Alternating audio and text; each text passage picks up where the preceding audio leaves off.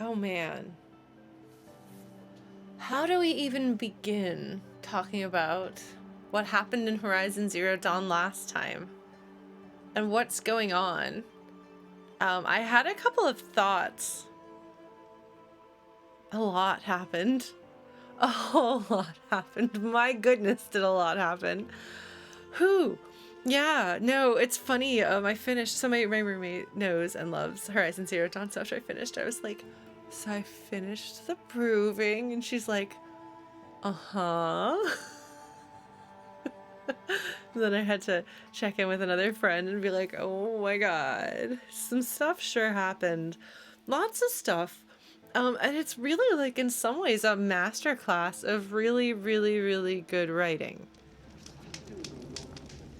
Like, one thing that I have commented a bunch recently is how overwhelmingly high quality I feel the writing has been in games lately. Like, I'm not sure.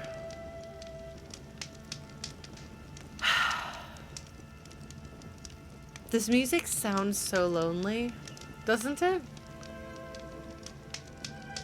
There's something about the harmony, the particular interval of the harmony, I guess intervals of the harmony, that makes it sound and feel kind of hollow, lonely, and cold, which is very fitting for this part of the game. I don't know if the overworld music is going to change in different regions once I'm no longer in the location where the Nora live.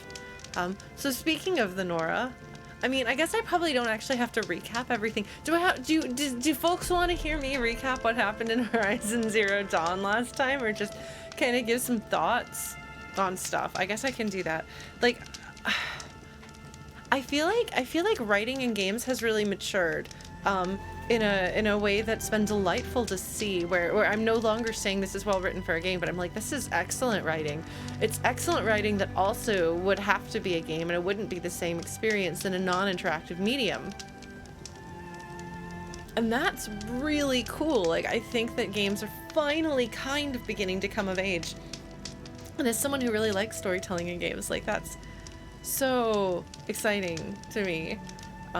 That's like my favorite things in the world are all coming together, converging in this like golden age of video games.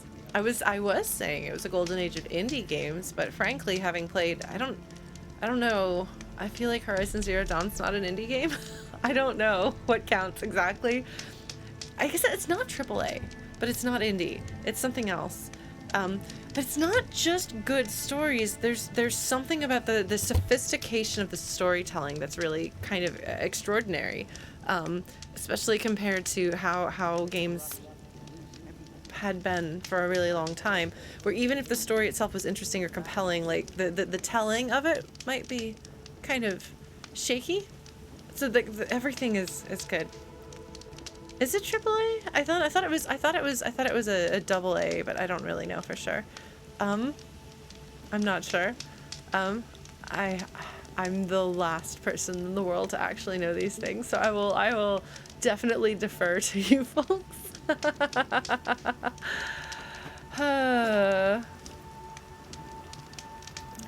So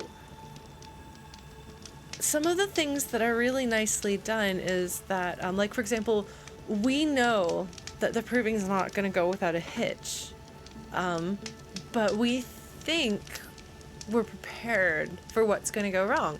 I mean, at this point, you know, we're familiar enough with story beats. We know that your character is going to have to leave their small starting place.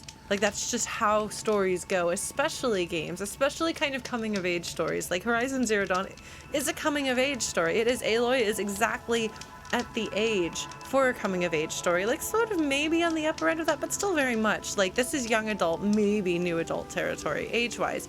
And so her journey is going to be about that. And there's certain story beats and almost tropes that you expect for any story, but especially a story that has a certain feel and a certain kind of character growth.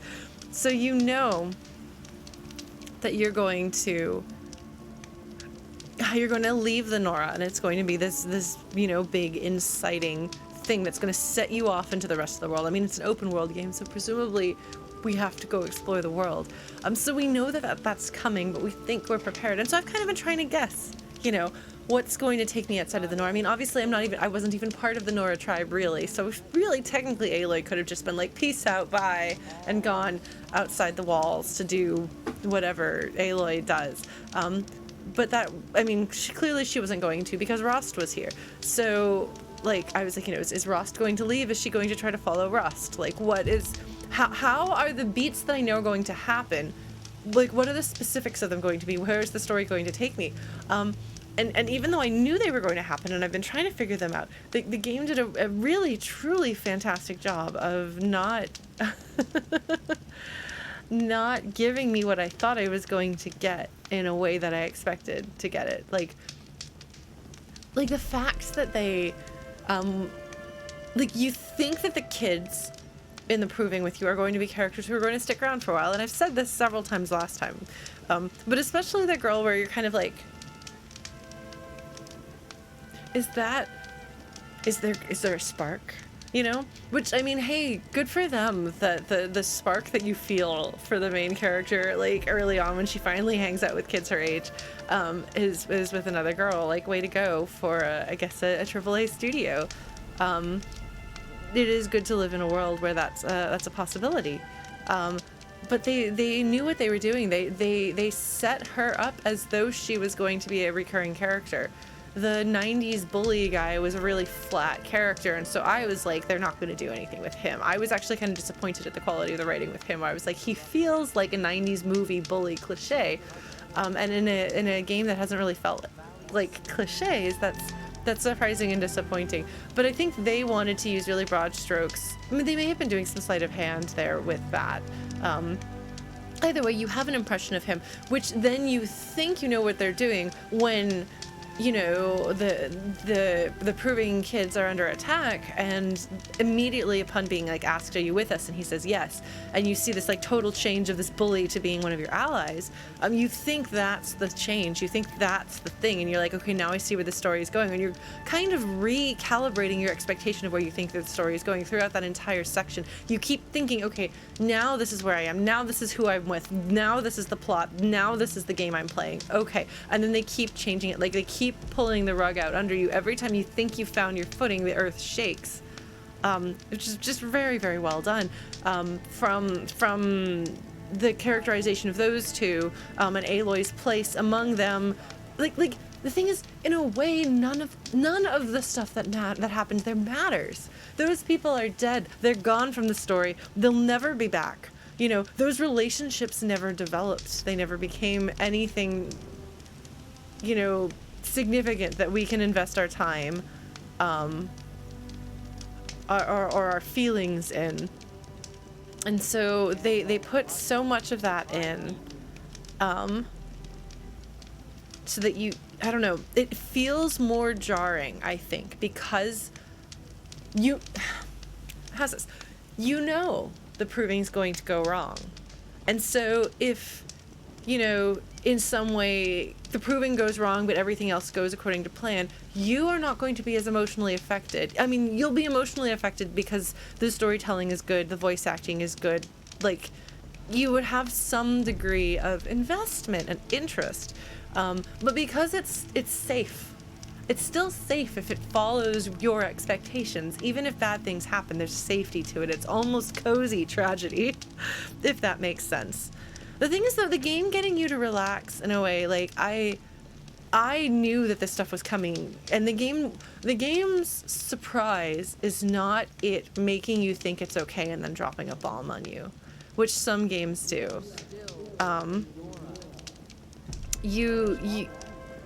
You are on edge. You are anticipating something's going to go wrong at some point. So when you're attacked, to some degree, part of you is like, okay, here it is.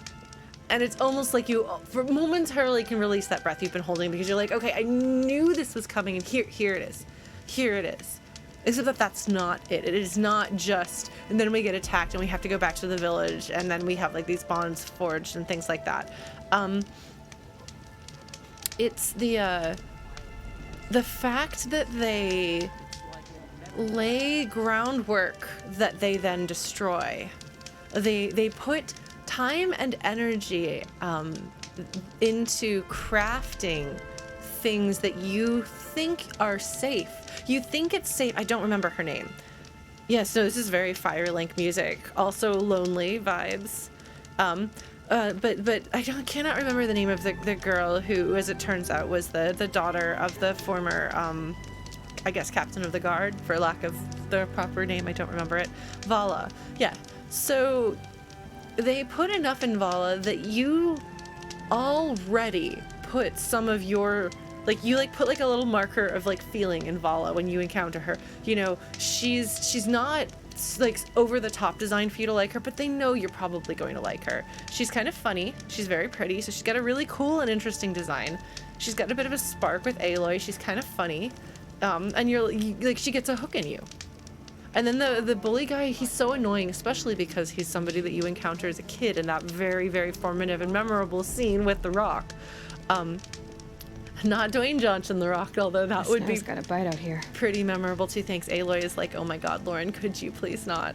But like they give you the start of a hook there, and so then when you say, "Are you with us?" to him, and he says yes, then they put a hook in you there, and by doing that, even though you know something bad is coming, they get you to lower your guard, and they put a hook in you with those and a few other places, like a few other little details. When they do that, that makes what happens at the disaster at the end of the proving, that makes it so effective. It would have been a bit more rote if they hadn't done that, but instead they invested their time and resources and creativity wisely, I think, to make it more powerful, even knowing it's going to go badly. Like, it's not like it comes out of left field. You know it's going to go badly, but it still hurts as though you didn't know because of the way they set it up. And that is some excellent storytelling. That is some excellent crafting. I'm very impressed with that. Especially because there's got to be some sort of pressure, and I don't know when this game came out, but these days, especially knowing that people are going to be playing your game and taking it apart and analyzing it, and you're going to have those people on YouTube who like mathematically deconstruct the storytelling of a game and all of like the little hints and everything, and you know the type. They're also really good at doing that with Marvel movies and stuff. And so there's some degree of pressure that like people are going to be breaking apart and consuming every piece of the thing. Well, I know. So the thing is, Wooper, like, as part of me wishes I could do that sort of thing. Like, I've even actually started drafting, outlining some like video things if I were to like do like a video on a topic instead of like a stream like this. But I feel like I'm not. I don't know that I'm precise enough or clever enough. I don't know that I could do that. So maybe if my brain starts working better again, maybe we'll see what happens.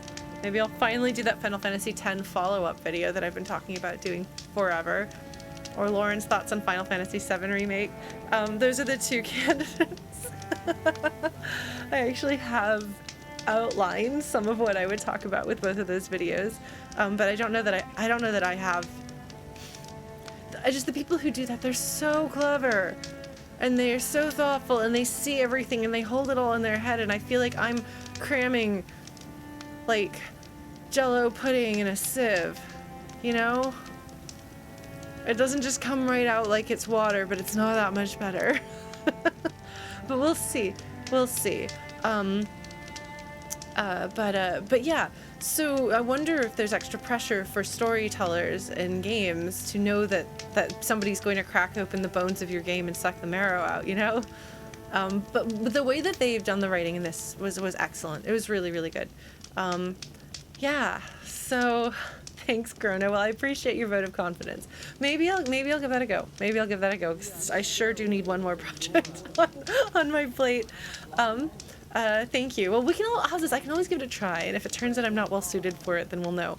So if you're interested in that, like, let me know, I guess, which of those two you would rather see. Probably Final Fantasy X would be a better choice, actually.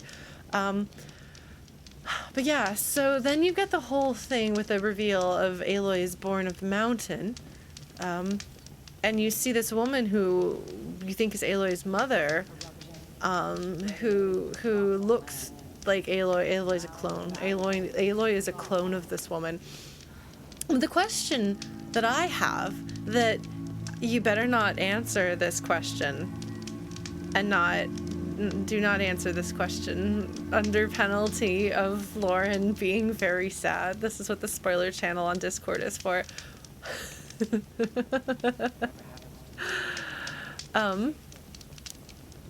So like, yeah, Blue Glass, I actually started, that's why I was writing an outline before I did it, because I wanted to double check stuff. But the problem is if you start double checking stuff and reading what everyone else has to say, you're basically just regurgitating other people's thoughts, and I don't want to do that either. So I don't know. We'll see. I'll see what I can do. I'll see what I can do. I'll put that together. Okay, I'll do the Final Fantasy X video. Okay? I'll do the Final Fantasy X video.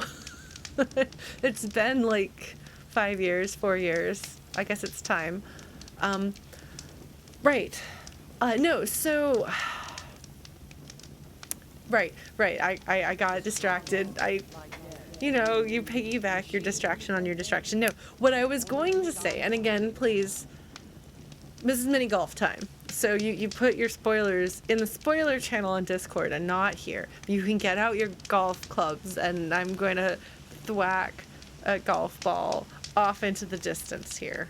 Because we're going total stupid. Okay, excellent. I'm so glad that we have the option to just have everybody start mini golfing in chat. That makes me so happy. So, thing is, right now, I feel like I know what's going on to some degree. I feel like this is a far future, post-apocalyptic. Humanity has survived the apocalypse, which was some sort of technology-induced apocalypse. Probably still humanity's fault, because it's always actually humanity's fault. Did we have full nightfall before? Is this new? I'm gonna hang out here by my campfire and hope I don't die. I guess I'm out of the tutorial section of the game, so fingers crossed. I should probably do this, actually, so that I don't die, just in case. Sorry, folks, the music's really nice. No, but, I guess I could pull up my, this, now we've got music, sound effect. How's that? Is that better? Oh, that's probably too loud. That's probably too loud. Oh, I don't know. Okay, so I'm clearly delaying my mini golfing. No, so like, what I'm getting at here is, it feels like we know what's happening. It feels like we know what the major plot beat is going to be. Like, it feels like we know that we're in the far future, post-apocalyptic. Some sort of a crazy showdown happened, technology destroyed a lot of things, and some of humanity managed to save some of humanity, perhaps in the cradle of humanity here. And, the world has evolved and changed, and so there are some creatures around, and also these robots that presumably, look at them, you see them, they're not actually all dinosaurs. I can't just call them dinosaurs anymore, but they do seem like they're largely prehistoric to some degree. That's okay. I'm not really thinking too hard about that, so don't worry. One thing I've gotten good at is putting, like, I don't see it or hear it. Well, they're robosauruses, but they're not all dinosaurs. We've had mammals. We've totally had mammals. And what I think is a prehistoric, like, pre-horse. Not to be confused with the seahorse. But okay, fine. We'll go back to this. Since I like it anyway. Hopefully I won't die. Yeah, and we've seen saber-tooths. So like, it's definitely not just dinosaurs. But so like, we think we know what's going on. We think we know these things. Oh, the game volume is too loud? Okay, hold on. I can turn it down some. Is that better? Is that a better balance? At least while I'm talking? We can always bump it up if you guys want me to later. So just say the word. But yes, you feel like you know these things. And so there's these human societies that have reformed in the aftermath of the apocalypse, and it's been several generations. And each of those cultures has its own like specific way of doing things, and they're located in different areas of presumably the same continent. So the thing is, and here's the stupid mini golfing part, okay? And please forgive me if you're like, this is the dumbest thing Lauren has ever said. Aloy asks, so Aloy, yeah, the menu music was definitely competing with my voice earlier, so that's why I was like, we'll just go off of the menu. It's really loud. No, but so, I'm sorry, I'm stumbling and stalling here because I'm worried that it's a really... It's one of those things where I'm like, oh, I'm standing on shaky ground here. I have like nothing to stand on. But the thing is, okay, so Aloy she taps into the bad guy's corrupted earpiece, focus, the corrupted focus. And she sees like some conversation, I think, she gets something between them. And knows that they're after her, I believe. Because that's how she finds out that the guy that she met the night before the proving saw her, and that's how they all found out that she was there, and they were like, we have to come after her. But you see this other woman. And Aloy, this other woman who, by the way, looks like a contemporary. To me, she looked like a contemporary woman, so my natural assumption about her is she's one of the scientists from way back when. We've been in the ruins. We've seen the scientists from way back when. We've seen their remains. We've heard their voices. We've heard their final dying thoughts as they were slipping away into a medically assisted suicide, basically. And the assumption that I make about this woman, that Aloy is clearly a clone of, not a child of, but a clone of, that this is one of the scientists who's responsible for the project that saved the cradle of humanity. And so she's long dead, is thought. And so the obvious, reasonable, sensible story path here is that she is that Aloy is a clone of the woman who was responsible for the project, and that Aloy has been born because the project needs to be changed or something like that. So it's time for somebody with that woman's genetic code to show up and do something. And like, there's a couple of possibilities. It could be that she anticipated that. It could be that actually they didn't anticipate actually that the apocalypse would go so long, or that she would die, and there are things that they need her to do, and she assumed she herself would be able to do.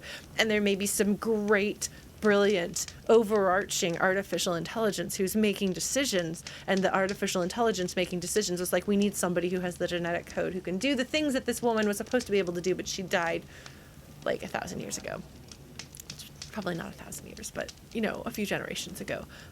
So I will make a clone of her because I still have her genetic information. So in that case, there would be some sort of an artificial intelligence mother who has supervised the birthing of humanity from the cradle, the science fictional cradle that I assume is in the mountain. I really do think of this as being some sort of almost a genetic arc, and that then humanity and other animals and stuff, like, they were reborn from the genetic arc in the aftermath of the apocalypse. That's kind of what, like, I think the logical assumption is here. None of this is my crazy, stupid mini golfing thing. This is what I think is the actual gonna happen, as opposed to, like, we'll get to the mini golfing thing. And so like, I kind of like the idea of there being like a good AI, and maybe there was an evil AI. And they're going to be at odds with one another, and the evil AI is what's overseeing the robots.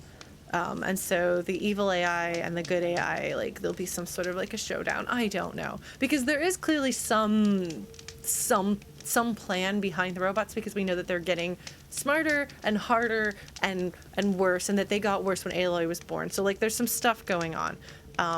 there with the birth of Aloy messed things up. Maybe her genetic material was needed to keep things in check, and now her genetic material is gone because she got cloned. I don't know. None of that stuff is crazy. None of that, like, that's all my, like, this is my reasonable speculation.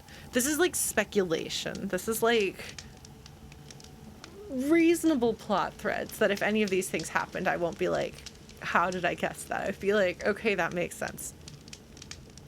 Okay, you want to hear the completely wild and wacky out of left field thing? Are we ready for mini golfing? Because this is really dumb.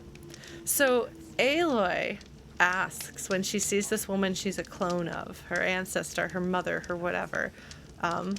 She says, when was this? When was this made?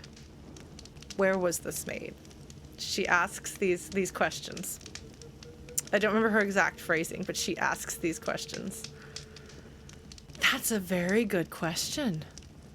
So we know that video and audio can be preserved for a long time because we do have access to parts of that through Aloy's focus that we see in the ruins. But most of it's been degraded. You know, most of it has been, in some cases, very badly degraded, so we only have sections of it. Whereas that looked pretty pristine.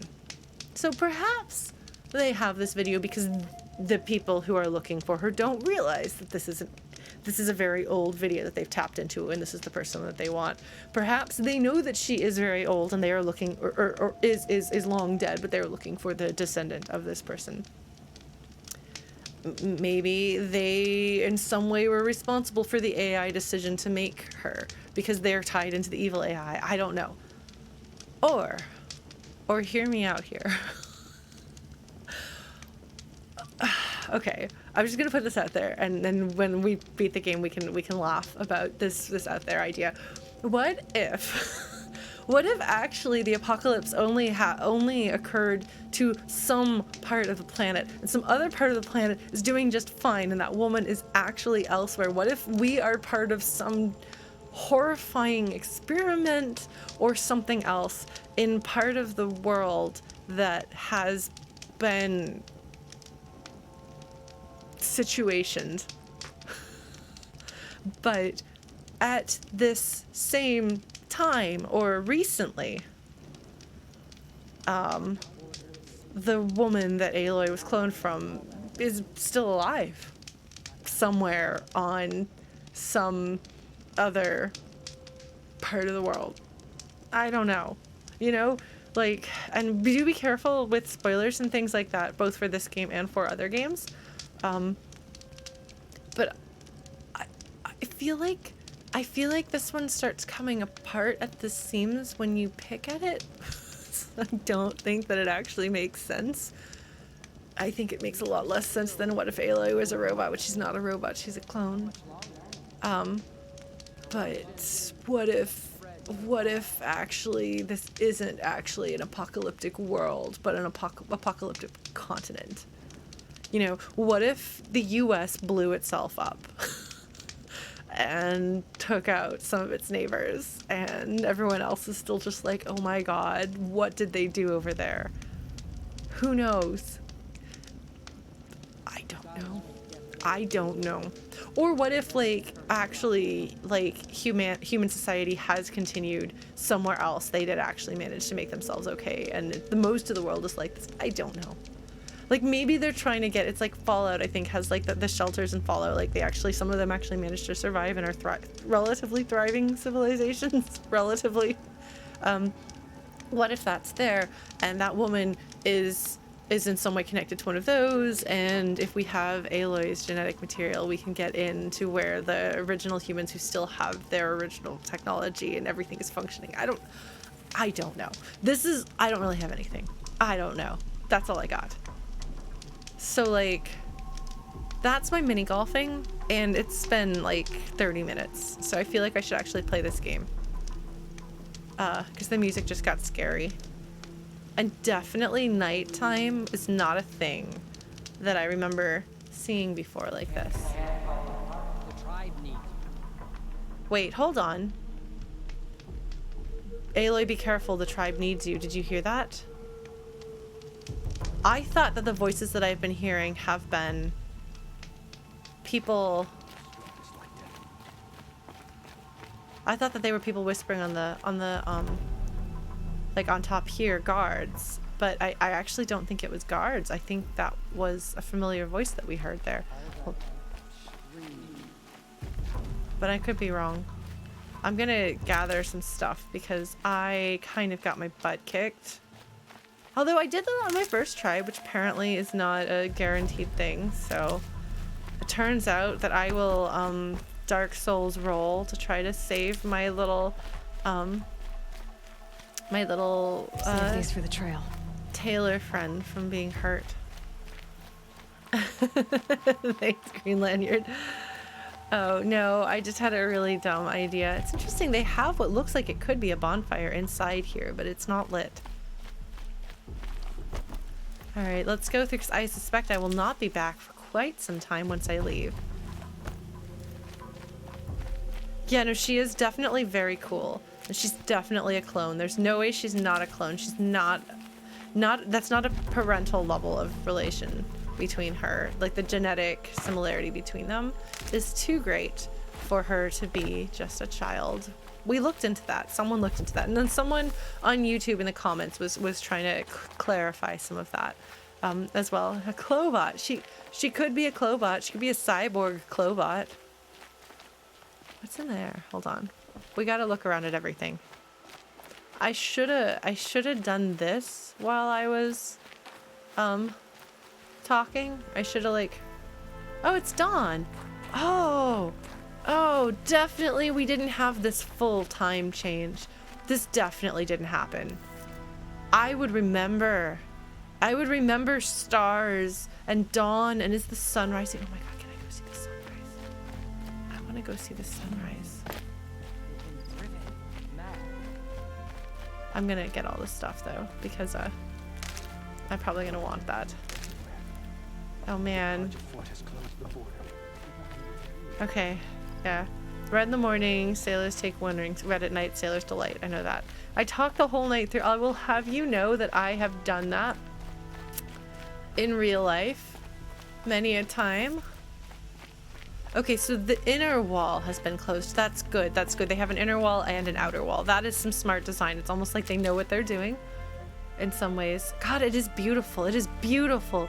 You just imagine what the cold, beautiful air. Oh my gosh, just... We're just gonna take everything here because we can.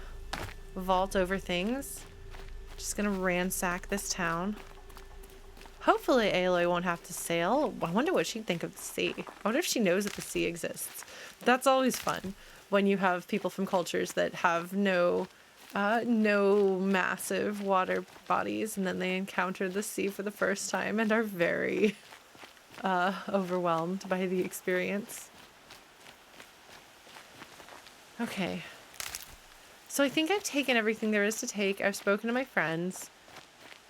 I cannot go back up there, but I am here. They do let me go around here. Yeah, I was just thinking that, Ursula. I was thinking that I would want to go out and find a place to watch the sunrise. But since I'm going to be leaving here. Birds at dawn. Oh, the detail, the level of detail. So fantastic. All right.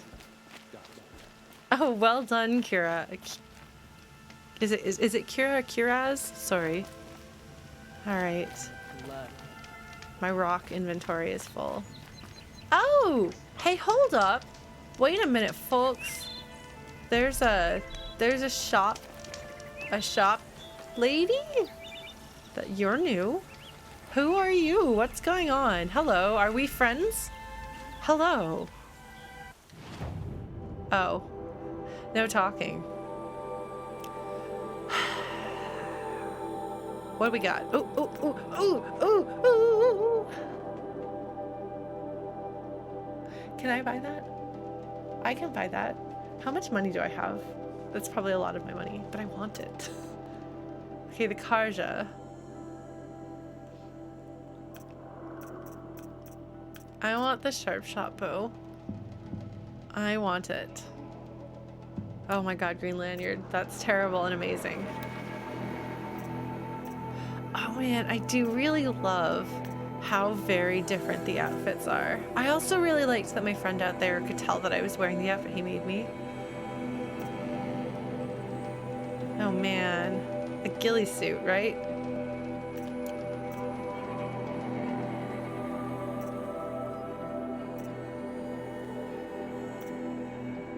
Free sample box. Okay. Banuk, I don't know the Banuk, but I know the Karjas now. Okay, bye back. Okay, so you are not a character. That's kind of disappointing, but that works. Okay, hold on. This is gonna be very loud. Sorry, folks. We're gonna... Oh! Buttons, buttons, buttons, buttons. Okay, so I've got a Karja hunting bow. Oh. And then the tripcaster, which is... I need to figure out how to use that better. Where is that? Treasure boxes. Okay. Okay. Take all. Resource supply box. Take all. Resource supply box. Take all. Generous reward box. Oh, okay. Yeah, I think they are expansion things. This one I don't think was, though. I think I got this for some reason. Fast travel. Okay, cool. Okay, so it's all just normal stuff. Special items. Karja trader token for your special items. Keeper token. Oh!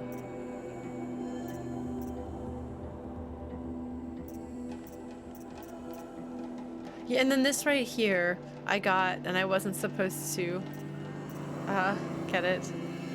You can zoom with any bow, but I really want, you know, one thing that I realized in last week's streams, all 3 of last week's streams, Horizon Zero Dawn, although I was really struggling with trying to remember how to play the game, within Hades, and especially I fought the secret boss in Deltarune Chapter 1, and actually did pretty well. So I think actually this Saturday I'm going to beat him. Feels kind of cocky to say that, but yeah, one of the things that I've been doing has been being a little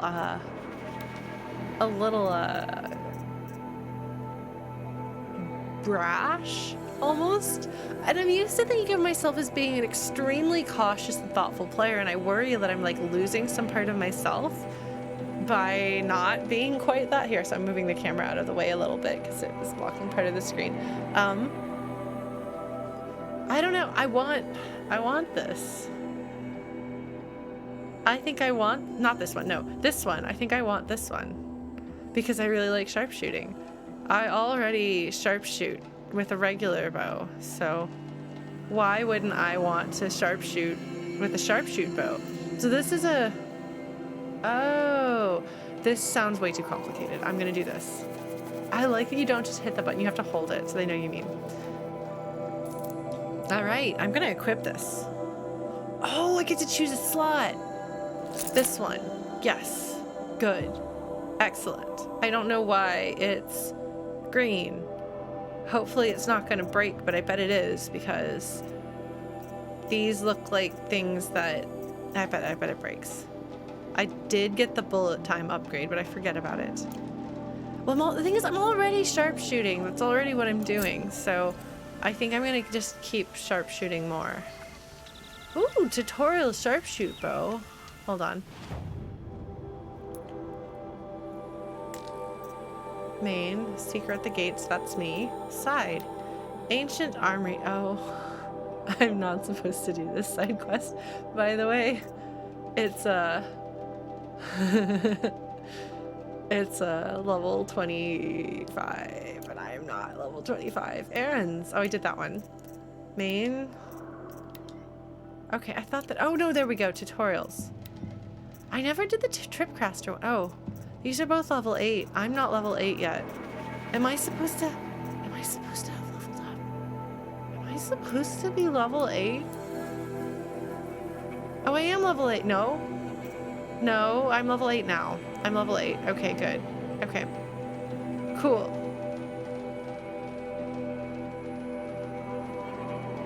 Yeah, that's what I'm thinking, Lux. I might as well continue sharpshooting more. Yeah, so I have some points to put. So I'm level 8. Okay. I put some points in here to try not to die during that section. I suppose I should put some thought into what else I'm going to do. Oh, okay, so if it's got the color in it, that means you did it. If it doesn't have the color in it, you didn't do it. And if it's grayed out, you can't take it. So more medicine pouch is probably good for less dead. That's too complicated for me for now. Like, there's a bunch of things where I can tell that's going to add to the gameplay in a way that I can't wrap my head around right now. So I'm just not even going to worry about that. And we will add those later. Oh man, I tried using one of those. That was not good. I'm not going to need that yet. Silent drop actually is probably pretty useful. Not making noise is good. Silent strike. Silent takedown on small machines and humans, or deal high damage to medium. Okay, these ones sound good. That's too complicated. I don't think I need that right now. I might take this one. More medicine is good. I'm not mounted yet. Shard salvager. Take things apart. Turn them into money. I don't think I need that yet. I think maybe I'll want that eventually, but right now there's not so much shopping. So I'm gonna take this one. I'm gonna take this one. And then I'm going to get more healing. And everything else will have to wait, I think.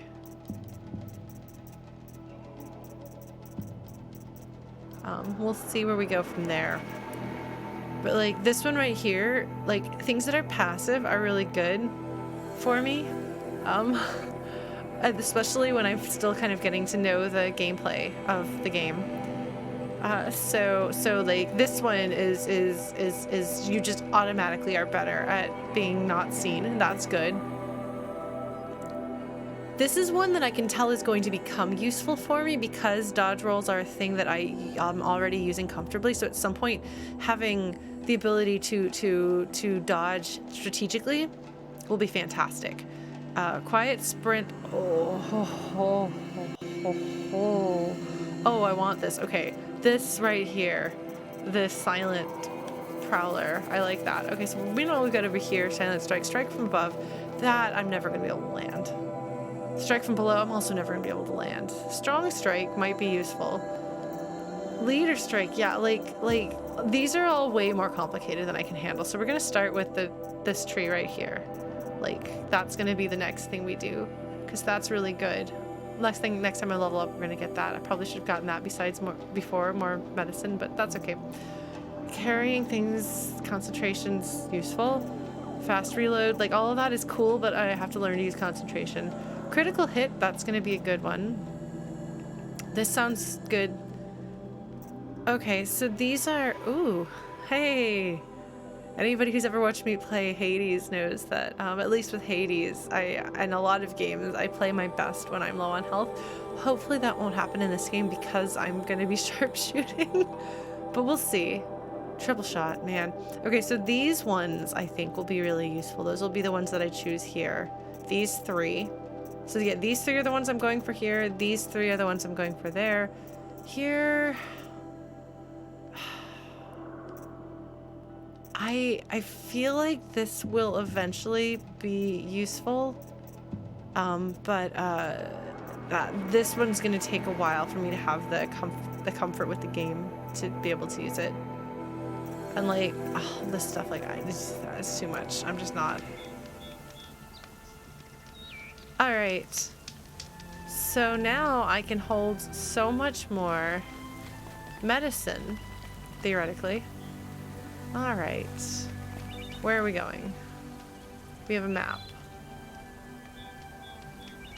Seeker at the gates. Test the override device on a machine.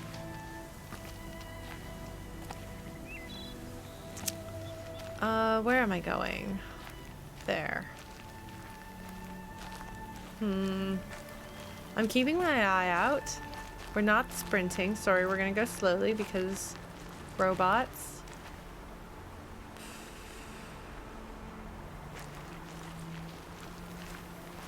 Yeah, I think Artemis and Aloy would do well, actually. I think they would be friends. They would so be friends. Okay, my rocks are full. But it's not rocks I need, it's medicine. Do you see how low my medicine is? I need to get medicine. I feel very uncomfortable not having medicine. These will keep. Alright. That's where I'm going. Hold on, you know what? Let's be smart and scope it out. Turkey. Oh, I could shoot. Oh, what? My battery's low? You gotta be kidding me. I don't know where my charger is. Well, I think I know where I can find one if I need one. Sigh. Maybe it'll keep going for the rest of the stream. I'm sorry that we like have gone through so much of the stream and nothing happened. Like the first like hour and we're finally playing the game. But I guess this is what you're here for. Later. I guess you know what you're getting into here. Okay, let's not be so loud. Oh no, we don't want the Strider site. Not Mother's Cradle. Alright.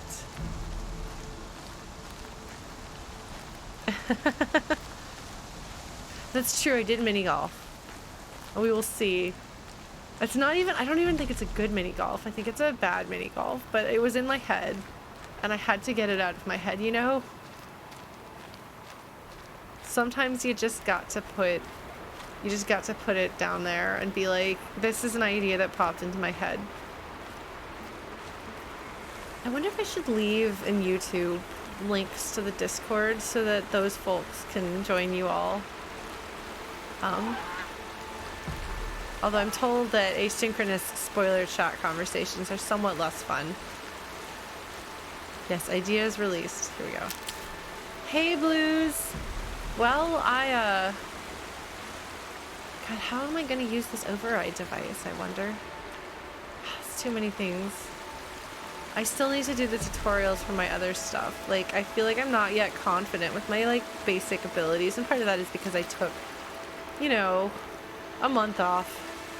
Hold on. Fox! Piggy! Fox. Oops! Alright, Aloy. Okay, Sleeping Bee. Well, I guess I should probably get a power charger thing. Okay, hold on. I want to get the medicine. Bee medicine? No, that's not medicine. That's okay. Sorry, I'm like so set on getting medicine, but just like, I used a lot of medicine and learned that it's actually very important to get medicine. Yes, get the berries. Get the berries. Oh, is it still morning? Wow, the day-night cycle is long in this game. Wow, I mean, I guess it was like a day while I talked for an hour, so that's cool and interesting. Okay, so we got some medicine. And what have we got going on there? Piggy, Strider. Oh, shoot. Yes, I hear them. I hear them. I hear them. Yes, I do. I hear them. I do. I do. Nothing to see here. Nothing to see here. Nothing to see here. Alright. Striders. I can test the override device on them. Should go in quiet. Didn't go through all of this to wind up trampled by a friend. Oh no, I have to sneak up on one. That's all I have to do? I'm just gonna ride a horse. I'm just gonna get a horse and then ride it. Aloy is fearless? Have we ever mentioned that Aloy is fearless? Like, this girl is not scared of, like, anything.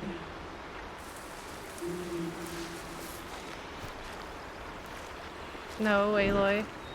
She thinks that she needs to be ready to fight. She probably does need to be ready to fight. Hold on.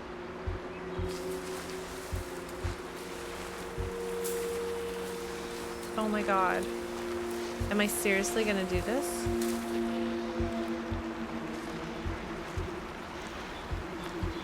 Oh my god. Okay, here it goes. Come on, come on. It worked. It's not hot. There we go. That a boy. That's more like it. I have a horse. I have a horse. I have a horse. Hold on, where is Varl? Hold on. Where am I going? Who's Varl that I'm talking to? I don't know that my horse is a friend. I'm sorry, I got overwhelmed by the fact that I have a horse. So wait, does this mean that like... Oh. Well, are the other horses gonna be okay with me riding a horse? Yeah, I know, blue glass, right? I was actually watching a friend of mine playing Twilight Princess, and he had some trouble with the mounted combat in that game too. So like, I wasn't the only one who struggled with that section, but I hate mounted combat a lot. Man, this is slow.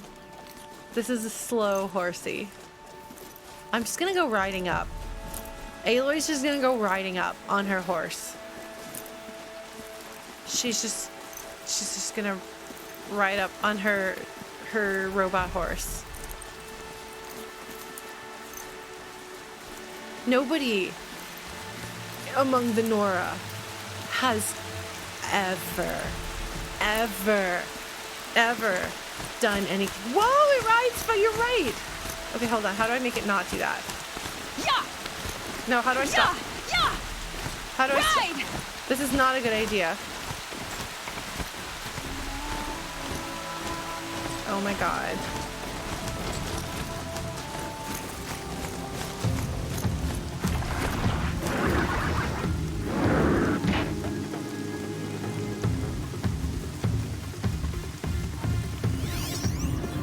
Did I make dinos mad?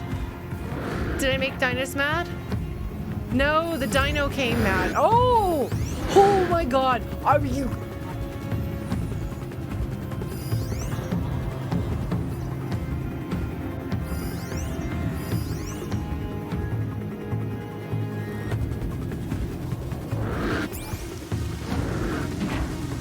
I need to go help that person. I need to go help that person. Like right now, Aloy. So this is as high as we go. Sounds of fighting. Just outside the gates. Yeah, Watch yourselves! Bring it closer! Closer! oh, okay. Holy crap!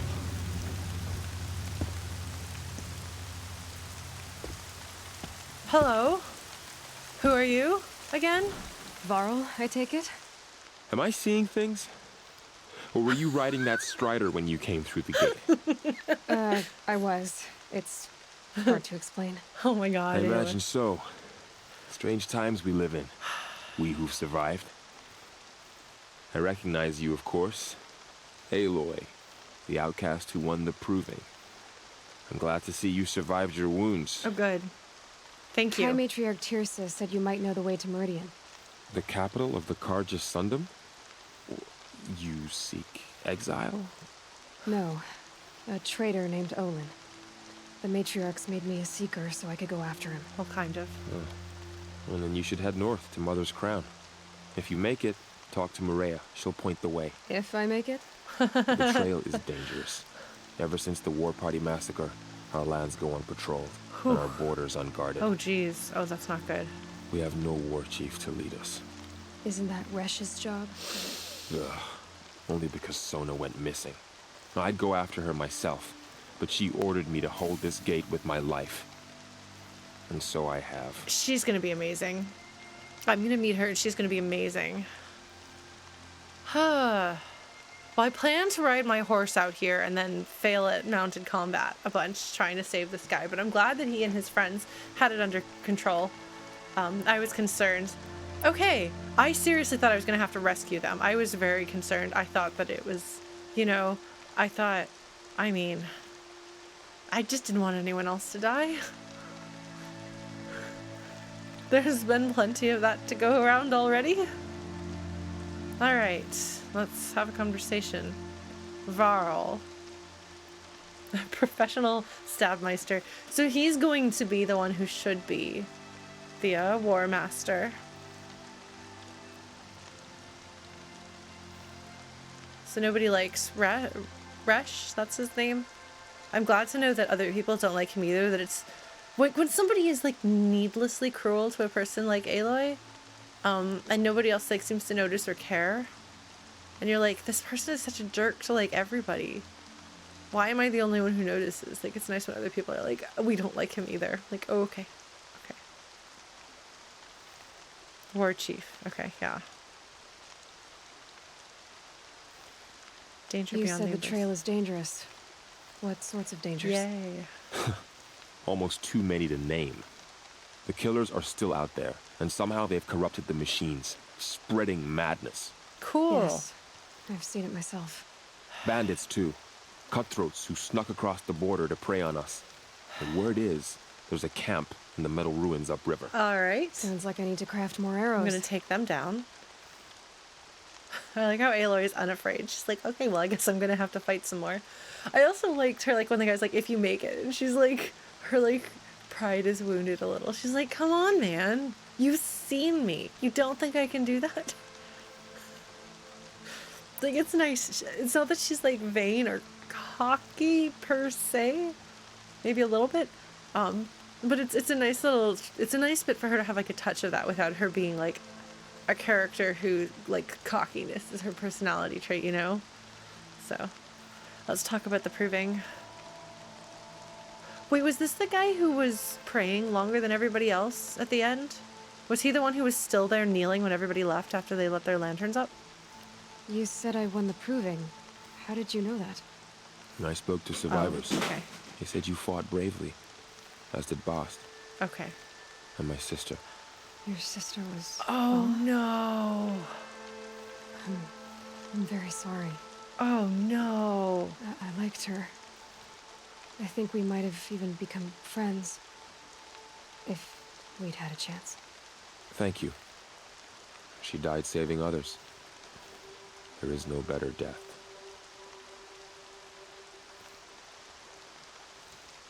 Okay. Yeah. Wow, their whole family is awesome. He's really cool. I wondered because his name Varl sounded kind of like Vala. What good, cool people. I will look forward to meeting their mother. You said the war party was massacred. How? When word came of the attack on the Proving, War Chief Sona assembled a war party to give chase. But in their haste to get vengeance, some braves broke rank and raced ahead, straight into a trap. A pack of crazed machines, seething with corruption, fell upon the braves and savaged them. War Chief Sona led a countercharge and destroyed the machines, but by then the killers were gone, and our losses were extreme. That's not good. That's not good. Why would somebody want to wipe the Nora out? You said War Chief Sona is missing? Even when the war party was massacred, she wouldn't give up the chase.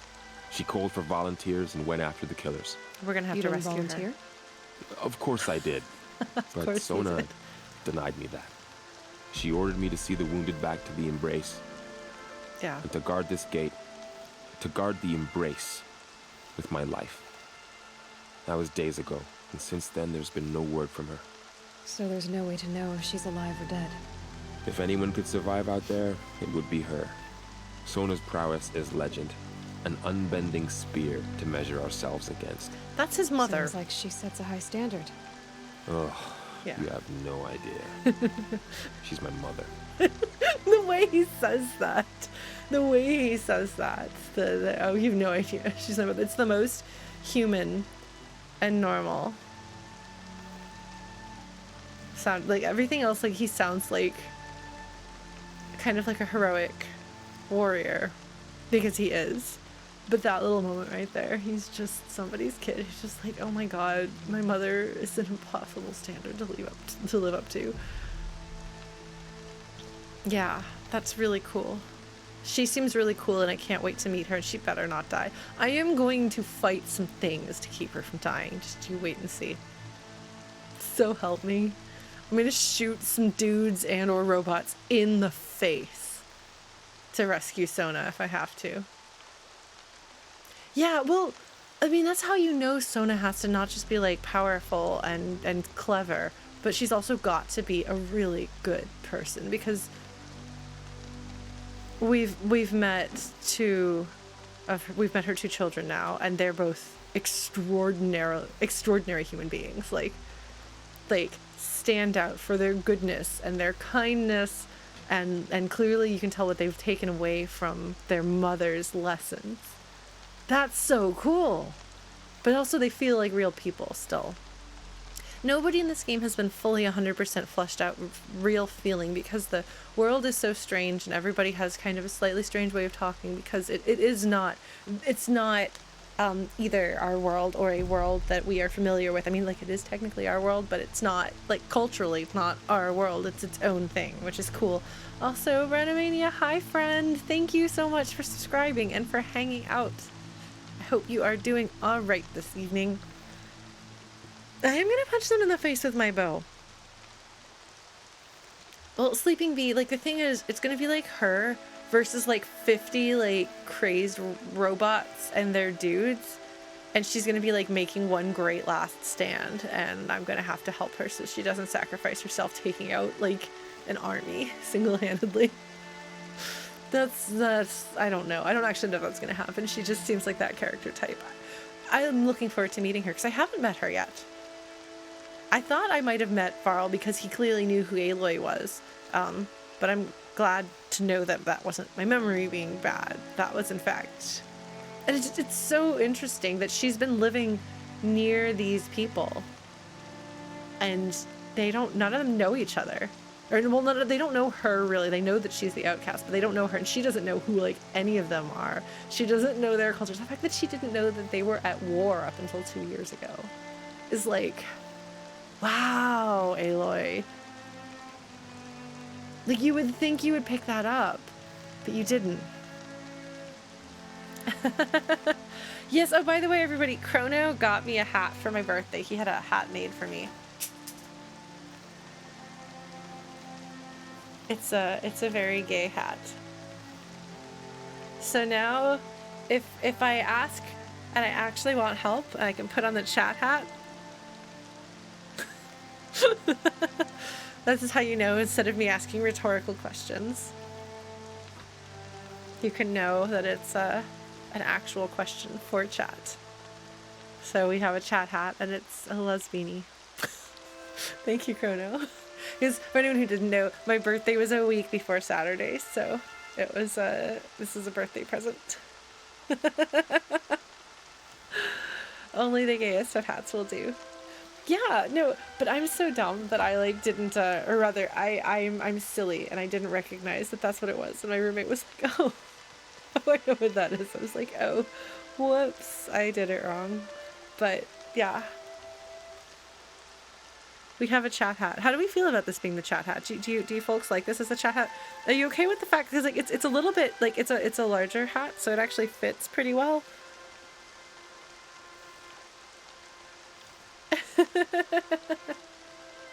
That's fine. So it actually goes over the headphones just fine, if that's okay, if you're okay with that, Chrono. This is the chat hat. All right, chat hat. Chat, I have a question. Is the chat hat okay? Do we approve of the chat hat? Do we want this to be our chat hat?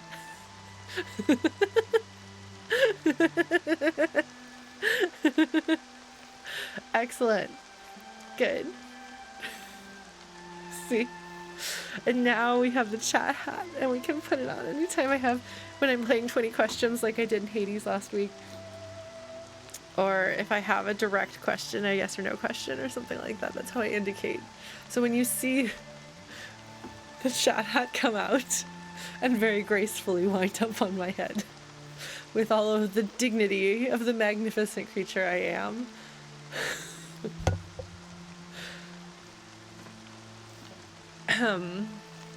Yes. Dignity. Anyway, I'm sorry. This does not fit the mood of what is happening in Horizon Zero Dawn, but we have a cozy chat hat, and that is grand. So I will let everybody know this is officially the chat hat. Chat has declared it to be so. Yes. All right, I think I've gotten all of the information that I need to know for now. The war chief is out there trying to take down the enemy. And I'm going to be encountering, so up the mountains. Where did he say? The trail is dangerous. The killers are still out there. Yeah, so And there's corrupted machines. bandits too. The bandits. Cutthroats who snuck across the Camp border. in the Sounds metal like I need to ruins craft after. more arrows. Okay, so that we're gonna go up there and we're gonna try to I kill should be those on my guys. way. I guess. Aloy, before you make the journey to Mother's Crown and beyond, is there any chance you could search for Sona? The tribe needs her leadership. Yes, Now, that is I'd go true. after her myself if she hadn't commanded me to hold this gate at all costs. Where was she last seen? The War Party massacre site, a wooded hollow across from Devil's Thirst on this side of the river. You might be able to pick up her trail there. But she went after the killers who attacked the Proving, who killed He those we thinks he love, has to who explain tried to this kill to me. you. I get it, Varl. Yeah. I'll see what I can do. You don't have to convince Aloy. That's the thing. Aloy does not need to be convinced to do the right thing. She,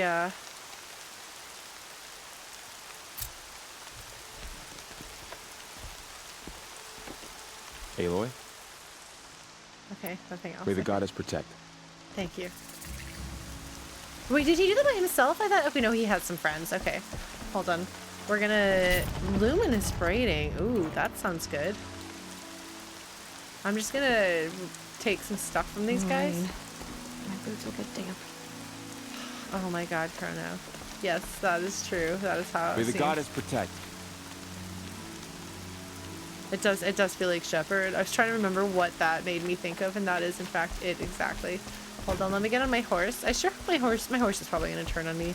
It's probably like only a matter of time. This strider is fast! This beats walking. Does it? Does it, Aloy? I should try overriding other kinds of machines. Oh, she's so Probably excited can't ride about them all, but I might find a use for them. Hold on. We're gonna get off the horse. Get off the horse. Get off the horse. Get off the horse. No? All of it in the embrace. The world just got bigger. But also more dangerous. Yes. A lot more dangerous. How do I get off the horse? Ah. Oh, that's the call the horse. Oh. Oh, you shuffle through all of these things, but the top one never changes. Oh, that's so good. Okay. How do I get off my horse? Ah, the same button you used to call the horse. Oh, the interact button. Okay. Oh, look at that. Are you gonna join me here, sir? Oh, okay. Yeah.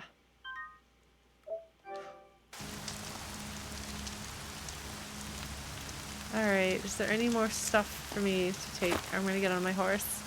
Probably gonna regret being on my horse. Where am I going? No, I'm not going to Mother's Crown. I'm going to, quests. The War Creek Chief's Trail. We're doing this one. Not this. We're going here. Okay. All right. Aloy comes off her high horse, indeed. Okay, well, I'm kind of afraid that my horse is going to trigger other horse. I think my horse is gonna stop being an obedient horse after a while. And I'm concerned. It's interesting that the way you run on it, because it's built like a horse. Machine site discovered. Grazer? Grazers? Are those deer?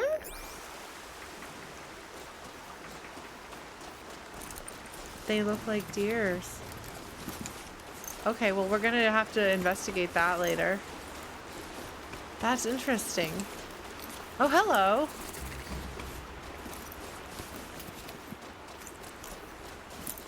Hello, friend. There's like a horse just hanging out over there, too. Hello, what's up? Hi, can I talk to you from my horse? I probably have to get off my horse. I should probably put my horse over here so my horse doesn't attack you if it goes crazy. Hello, Are you Kren. all right, Hunter? Were you injured when the war party was ambushed? Not exactly. And I'm not a hunter. Oh, or he's an brave, or exile. anything, really. You shouldn't even be talking to me. Well, whoever you are, you're hurt. What happened? Oh, Aloy. My name's Kren. I thought I'd have a go at the trials at the hunting grounds over the rise, you know, hone my skills. It didn't go very well. Hunting grounds. He's got the same kind of material. He looks like he's dressed like a Nora. Are you in exile, sir? Why did you say you weren't anything at all, and that I shouldn't talk to you? I stole a bow, okay? And got cast out. This was before the proving, so now I can't even fight for my tribe in its time of need. I have to live in the wild by myself, which is why I wanted some training. Honestly, I'm just glad the Keeper would talk to me. Keeper? I think he might be in exile or something. He doesn't seem to care about the laws of the matriarchs. Things aren't exactly going your way, are they? Is there anything I can do to help? No. I'll be all right. My father always said All Mother had a plan for me. Before he got run over by a strider anyway. Oh, God. Okay. You got injured at a hunting grounds? How? Well, I was aiming for a canister on the back of a grazer, and my bowstring snapped, and I tripped, and... forget it. It wasn't pretty, okay? I just wanted to train a bit. Hunting grounds are perfect for that. They offer trials, which are like challenges, and they give you marks if you accomplish objectives or beat certain times. The Keeper's up there on the hill, just to the north. Talk to him to do a trial. I'm sure you'd do better than I did. Oh, his face is all cut up. All right. Yeah, there's a lot. It feels like there's a lot of exiles. But I think there's actually not a lot of exiles. I think they just stand out. I need to get going, Kren. All right. Be careful. Especially if you're heading north. And be sure to hit the hunting grounds if you want to train up. I definitely need to train up because I don't know what I'm doing here. Okay. There's a horse over there. I should probably actually take that horse seriously. Where am I trying to go? Okay, the massacre site? That's the massacre site. Okay. I'm gonna get on my horse, I guess. I like how this guy, like, his dad got run over by one of these, but he doesn't seem to have anything to say about me. Wait, is this where I came from? Where am I going? Which way am I going? That way. Sorry, Kren. Oh my goodness! That was exciting. I don't know what's going to happen if I do this, so I'm going to find out. Just gonna cruise along here. Nothing to see here. Nothing to see here. Nothing strange. No reason to be upset or concerned. Oh shoot! It was concerned.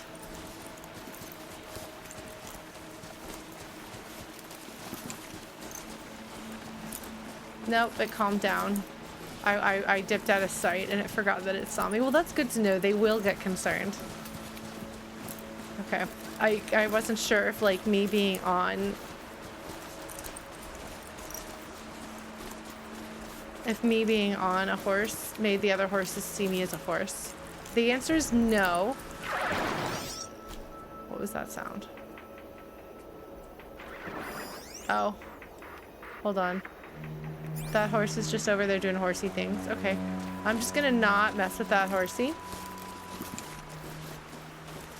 I mean, I know I would level up if I fought some horsies, but, where is that thing, actually? Where is the training ground? I should probably do that. Okay, so she pulls her weapon out to let you know if there's enemies around. Hold on. Where is... Yes, okay, there's some striders in case you need a horsey. Grazer site. There it is. That's the shall we attempt side quest or shall we go there? That's a fish. There's fish. We're gonna go this way. I want to see what happens if I ride my horse in the water.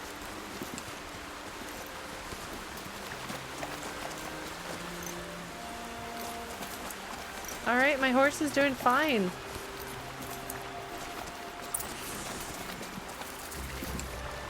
Okay, so the Nora are allowed to go out here. They are. They just...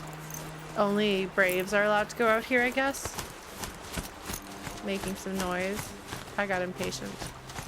I'm probably gonna regret this. Probably other horses are gonna come kill me. Probably gonna have an epic horse showdown. Horse says no. Okay, is this a path? This looks like a path. Alright, we're gonna go up here. Either. Wow! Aloy's like, this is the best thing ever. I don't have to, like, my shins are so much less sad. My calves are so much less sad. There we go. Okay. I wonder how long my horse lasts. Oh, that makes sense. Ha ha ha. Yeah, because I wondered because, like, they were like, no, you can't go out unless it's, like, a special thing. But then they have this whole training thing, so presumably the Braves come out here. Oh, so these training things here that we've seen around are based on those things down there. Oh, okay, and some specific type of elk, I assume. All right, horsey. I know you're not going to be like my horsey forever, so I'm going to like leave you here and then you're going to like get mad and start attacking people. And everyone's going to be mad and we're going to have to kill my horse and it's going to be very sad. Alright, hello keeper. Hold on, let me save at your save point. Well, grazer dolls, yeah. That's interesting, I wondered. Because it was very clearly, like a very distinctive and consistent design. Come to think of it, the shopkeepers also have a sort of similar look. Oh, I hit the wrong button, okay. Oh, hello. See, it's not quite the same, but it's got the horns. No, hello. So you're just a generic. Oh, you get more stuff. Sharp shot. Rattler. Oh, it's a shotgun. Except it fires knives.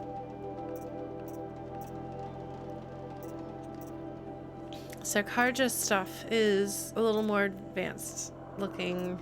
As far as like, looks like it's a bit more technological. I don't know actually. I don't know. Maybe it's the same. I don't know. Rope caster. Tie down machines and immobilize them. So this would be like if you want to, I imagine I'll want this eventually and then I can control it. Shadow sling. Wow, that's way more money than I have. Slow firing sling lobs elemental bulbs with a large area of effect. Okay. Interesting.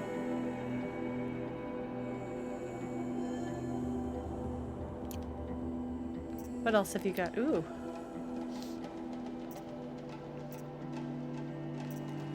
Sickness eater. Protects from corruption damage. Oh. Oh, that's a thing that can be done to me? Oh, I don't like that.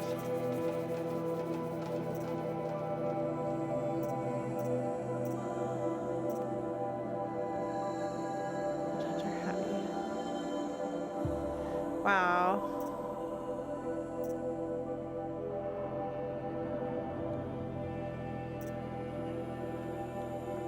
If I had all the money in the world, but I don't.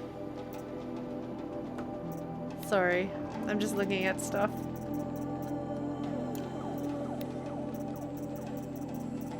I feel like I should probably fight some stuff and level up, since that's a thing you can do.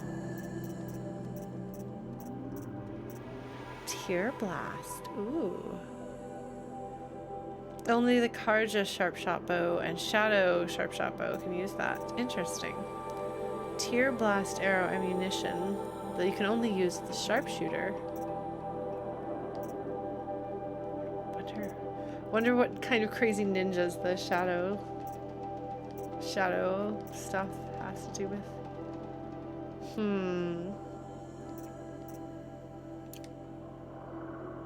Let's see. I'll take this. Shard gambler box. Oh, these are all free of charge?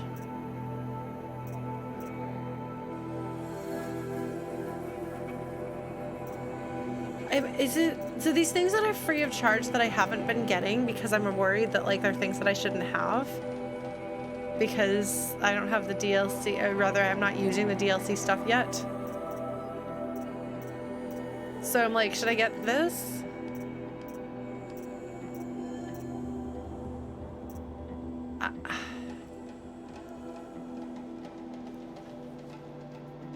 Like, because I just don't want to like get stuff that I don't want to make the game super easy by getting stuff that I shouldn't have yet. I think one of the things I'm worried about. I'm gonna get this one though.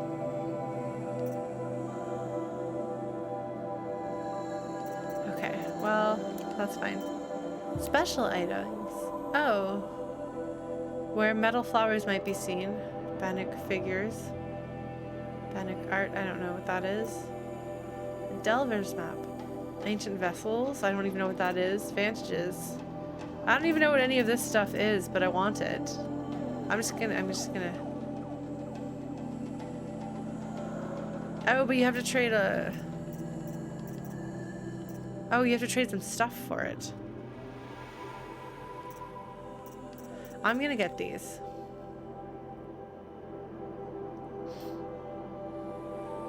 Oh, so it's not game breaking? I'm getting these. Oh, maybe I didn't. Well, whatever. I don't know what. So.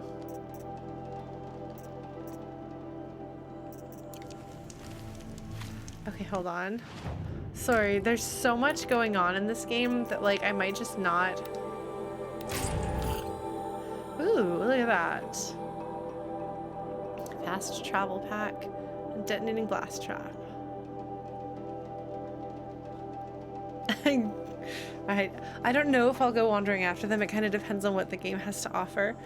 If it offers me story or lore of some sort or characterization, then I'll do it.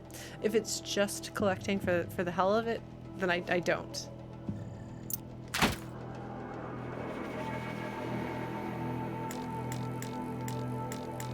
I don't know what that just did. Did it glitch?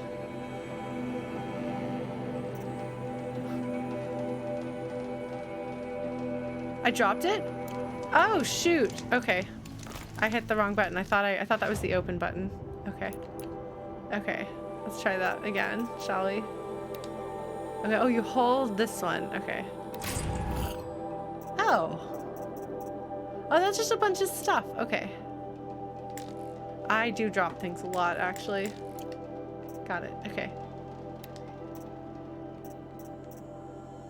Amazing. That looks like a cup. I assumed that vessel meant like a ship, but I don't think that that's what it means, actually, because it looks like a cup, which can also be another word for a vessel, is like a vase or a cup or a bowl or something that can hold a thing. It's like a vessel to carry something in. Indicating map locations. Alright, I have a notebook. Quest.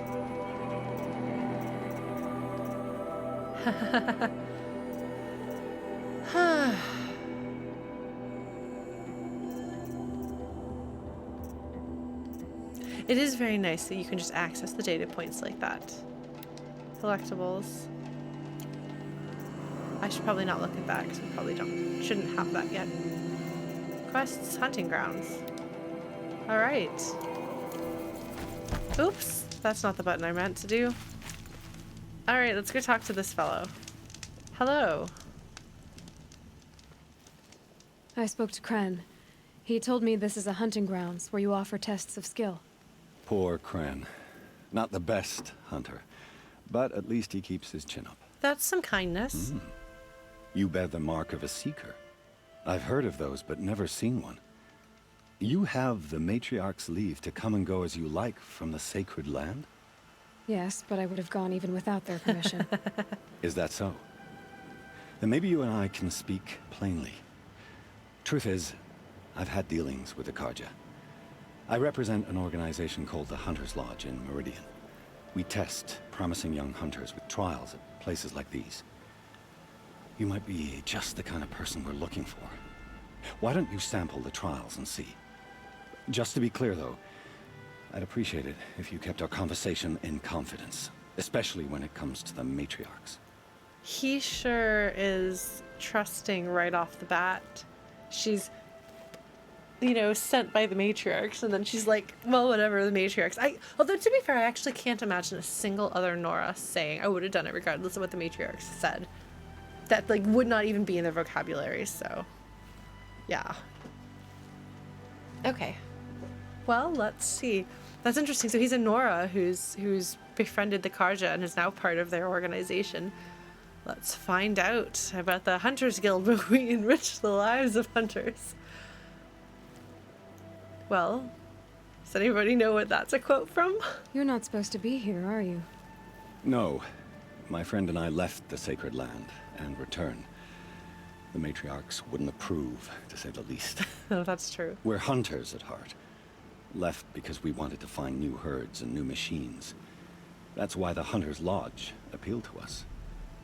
But the Karja wouldn't have us if they knew we were Nora, so we wore Karja clothes when we brought our marks to them. Marks? After a while, it felt like we were caught between worlds. Not quite Karja, not quite Nora. We started to miss home. So we came back and set up our own hunting grounds. Huh. You think it'll work? Staying here without the matriarch's permission? Oh! I'm not sure. But we don't believe in their rules. There's a big world out there, and ignoring it doesn't help anyone. So I wonder whether the Karja knew that they were Nora. How would they not know they were Nora? Nora people don't know anything about the Karja. I mean, I guess maybe some of the others do, but anyway, I was quoting Phantasy Star 4 for the Sega Genesis. That's alright. I forgive you people. Even if none of you are Phantasy Star 4 fans.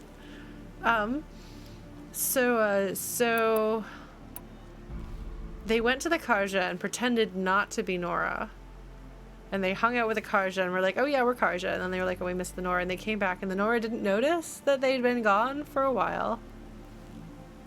Something about this doesn't quite work, but it's also possible that this whole place is not as watertight as one might think. Phantasy Star 4 is the best of the Phantasy Stars. Like, no offense to any of the rest of them. Like, I love them dearly, but 4 is the one where they'd finally figured out, like, game balance and game design. No, they are deeply related. They're all, I mean, you can skip straight to 4, but they are directly connected. The third one doesn't seem to be, but it is. But the other, like 1, 2, and 4 are all directly, chronologically 1,000 years apart, but have recurring characters in the world. But yes, the 1 through 3 are cool, but also janky. That is true. Not thousands of years apart. I think it is 1,000 years. So it is a long time, but they do have recurring characters. So there's neat and interesting things. If you play Phantasy Star 4 first, which I did, there's a scene in which characters from other games show up, and I was like, I want to know who these people are and where. In fact, the only surviving piece of Lauren's writing from high school that you could find online is, in fact, a small piece of Phantasy Star 4 fanfic that is exactly that scene and has those characters. So yeah, I played 4 first and then went back. Hi, Forgotten Piro, what can I do for you? I guess hunters go away for a long time, but like surely not months and months. I assume this is months. Yeah, but Blue Glass, it's jank in a game was made in 1987 sort of way. So Phantasy Star 1, I would not recommend you play the original. I would definitely see if you can get your hands on the Sega Ages re-release, which did some nice things to the graphics and the music, and also has an auto map feature, which makes a big difference. Oh no, bamboo flutes. So, I technically have at some point in my life had a bamboo flute. I don't know if I still do or not. They're not the same instrument as a metal flute, which is my primary thing. So that's not something I can actually offer much help with. I think that the embouchure is closer to a piccolo than a flute, but that doesn't do you much good because you don't play piccolo either, I assume. Do you play piccolo? If you play piccolo, then just do like piccolo but more. But yeah, a smaller embouchure pointed down. If you want to practice, if in case it is at all similar to a regular flute embouchure, which might be a good starting point, take a glass bottle and make a sound on it. When you can make a sound on a glass bottle, you can make a sound on the head joint of a flute. You want to direct the air down.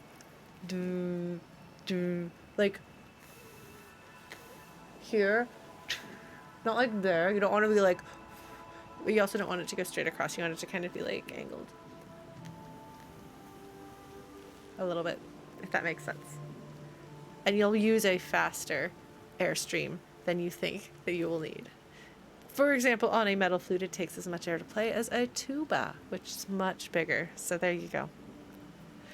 Phantasy Star 1 is a terribly designed game in which they decided that RNG was a good thing for characters' combat damage. So if you your strongest character equipped with the strongest weapon will sometimes do like 1 damage or 5 damage or 15 damage or 90 damage or 100 damage or 30 damage or 7 damage. So it's generally considered the best thing to do with that character. Well, all of the characters have that problem, but that character can equip weapons that do a reliable amount of damage, like 20 damage every time or 40 damage every time, which is a lot lower than like 90, but so much better than sometimes getting 1, 2, 7, 3, 5. It's not, well, it's one of the first RPGs, period. Like, Phantasy Star 1 is, I think is it older than Final Fantasy 1, but younger than Dragon Quest 1. It's right around then. So it's one of the first RPGs, and it also has a female protagonist. No, that's cool. She's got a really great design and was one of the first characters I've ever cosplayed. I've never played any of the Phantasy Star Online games.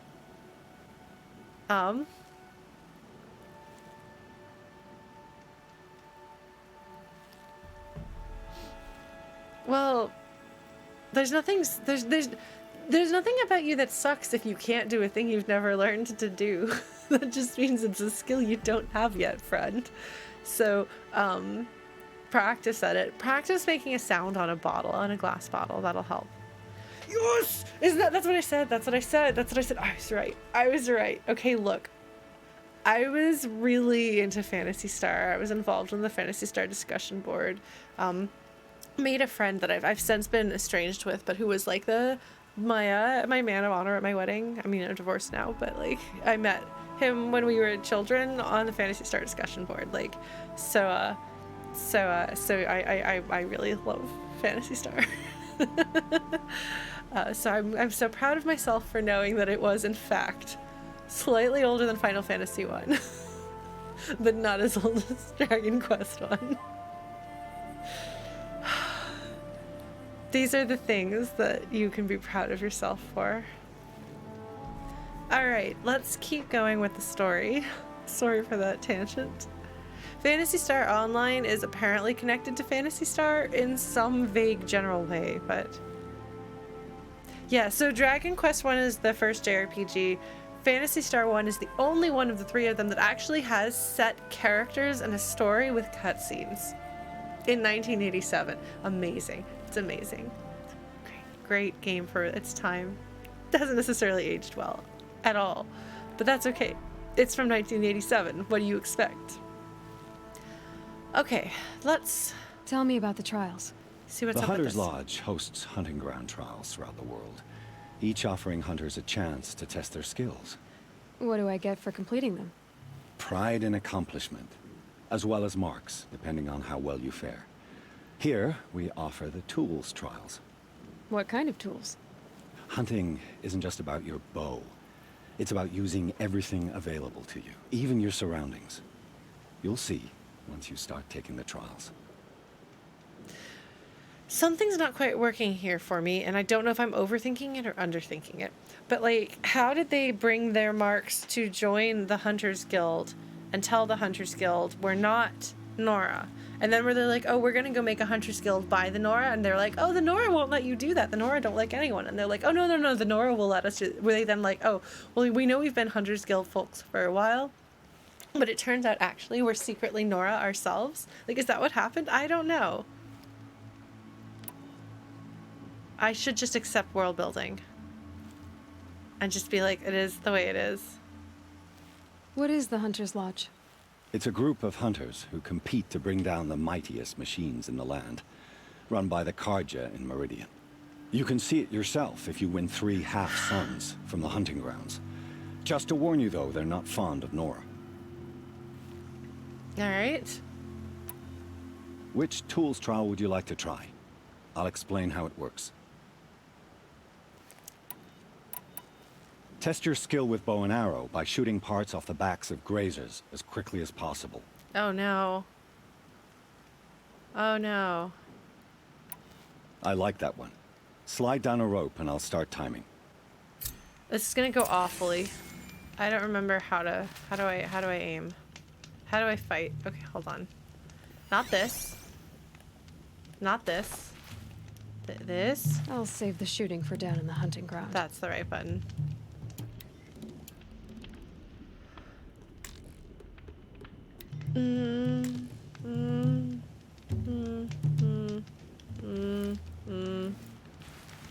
Okay, this is probably gonna go really badly, but that's okay. No harm will come of it. Hello, horsey. Oh.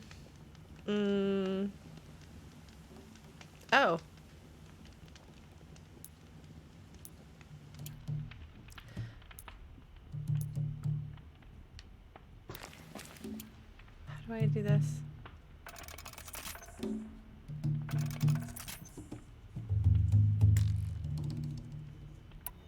Ah. Aha, look at that. Precision arrow. Okay. Okay. We're good. That will be less. Okay. Start trial from rope. Where's the rope?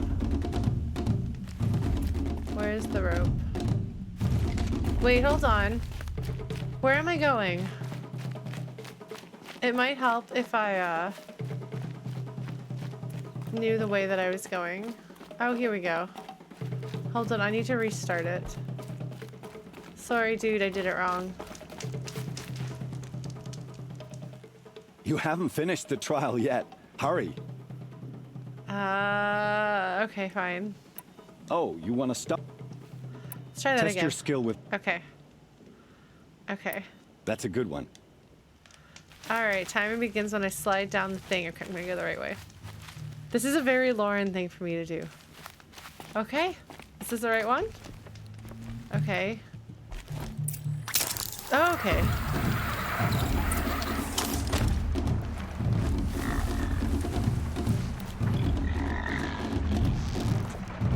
This is where it ends.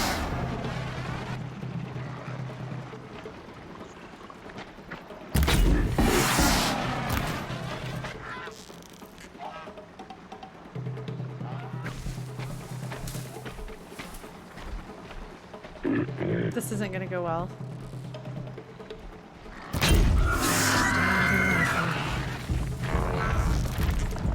Oh, I actually saw these guys during the proving. Oh shoot, oh shoot, oh shoot. What is blowing me up? What is blowing me up? What just blew me up? What just, oh shoot! Holy crap! That is was not a thing that I thought was gonna happen. Silly me. Holy crap.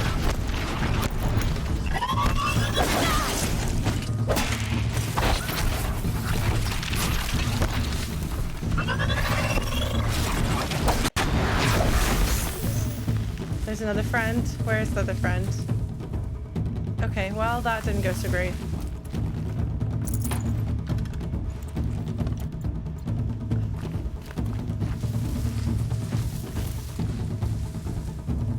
Okay, well, I didn't get nearly enough canisters.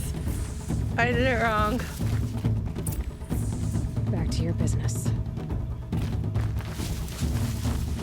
Alright. Cool. We're gonna run back around, because I think this is what I have to do. Okay, I guess I'll get some healing items. Nothing to see here.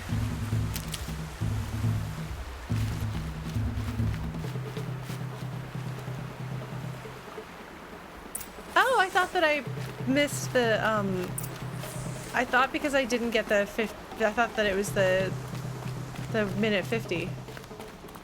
Oh, okay, well in that case, I guess there's a different way of doing this. Okay, well look.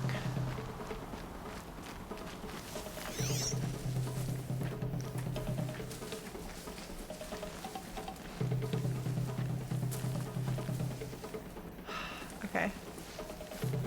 This isn't gonna go well.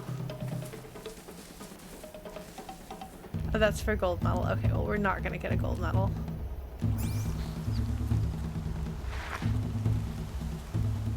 That's why I going down fast.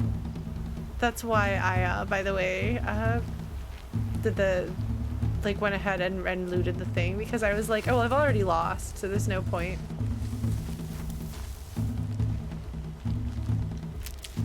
A little bit of medicine. Okay, hold on. Where are they? Where'd they go? They're down there. Okay, there's a whole bunch of them. So I need to get 20 of them. Okay, cool. Where can I get a good shot? Okay. Am I making too much Never noise? know when I might need these. Okay, well we're gonna do really badly. And that's fine. Sometimes you gotta do badly.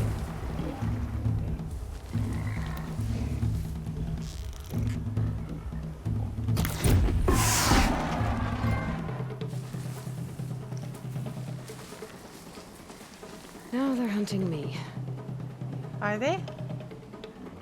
No, they're question mark. That guy's hunting me. Is there anyone else around here who is?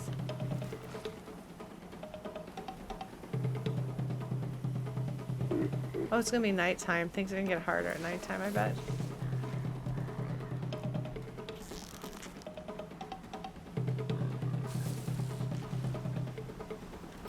Let's get on it. Okay. Oh, did I kill that one? Oh, I didn't think I killed it. Okay, well I guess I did. Oh shoot! Oh shoot! There goes that guy.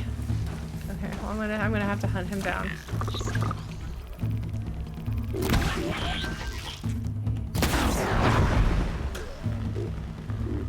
Shoot, that was not my best idea. Look, I'm good at this. Okay.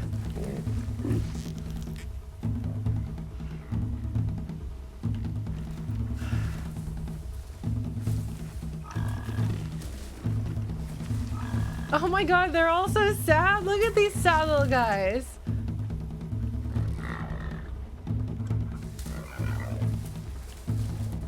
Okay.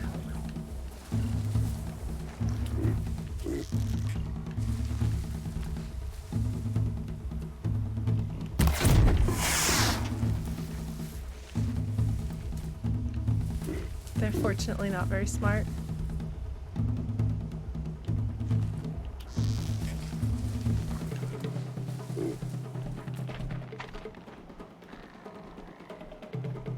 Override that machine. But if I could learn more about it.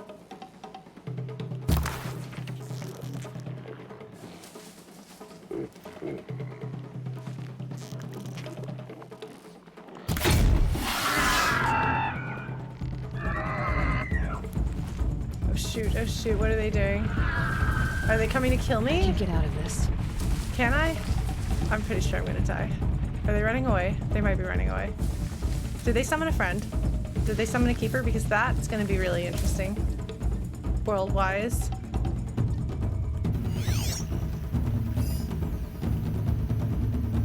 Oh, they've got a bunch of dumb friends who are just hanging out there. Like, their friends aren't spooked. Some of their friends aren't spooked. Some of their friends are just chilling.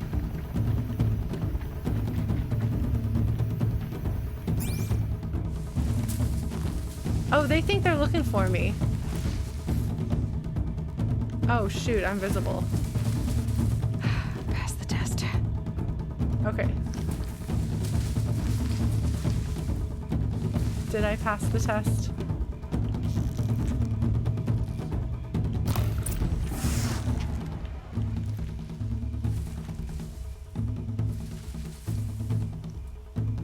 How come I can be seen?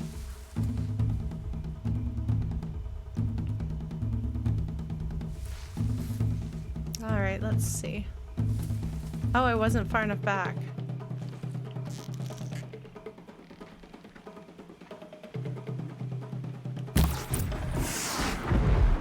Oh, that killed that guy. Okay. Cool. Those guys are coming around.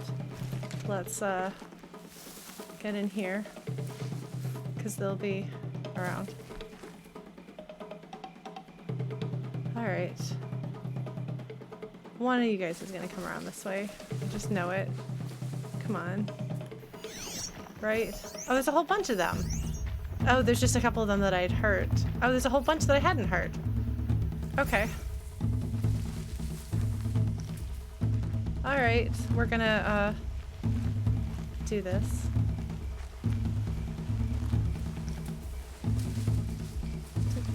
Do. Nothing to see here. Oh! This is a much better thing. Wow. This would have been so much better if I had looked around at the world that I was in.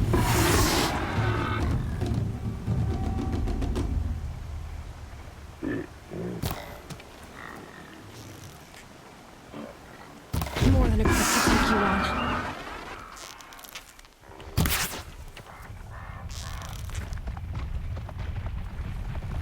Oh my god, they're stampeding.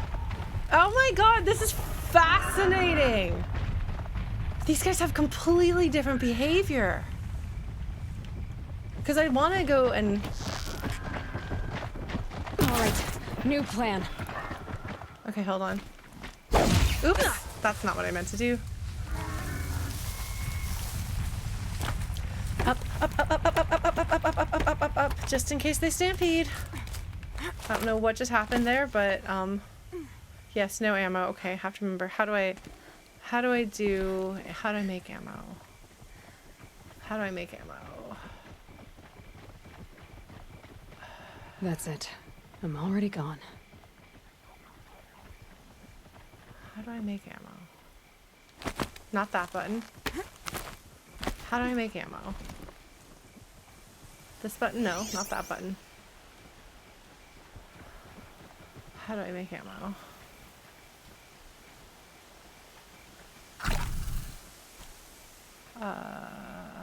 That's the action button.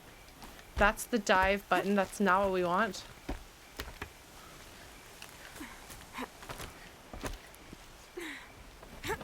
That's the jump button.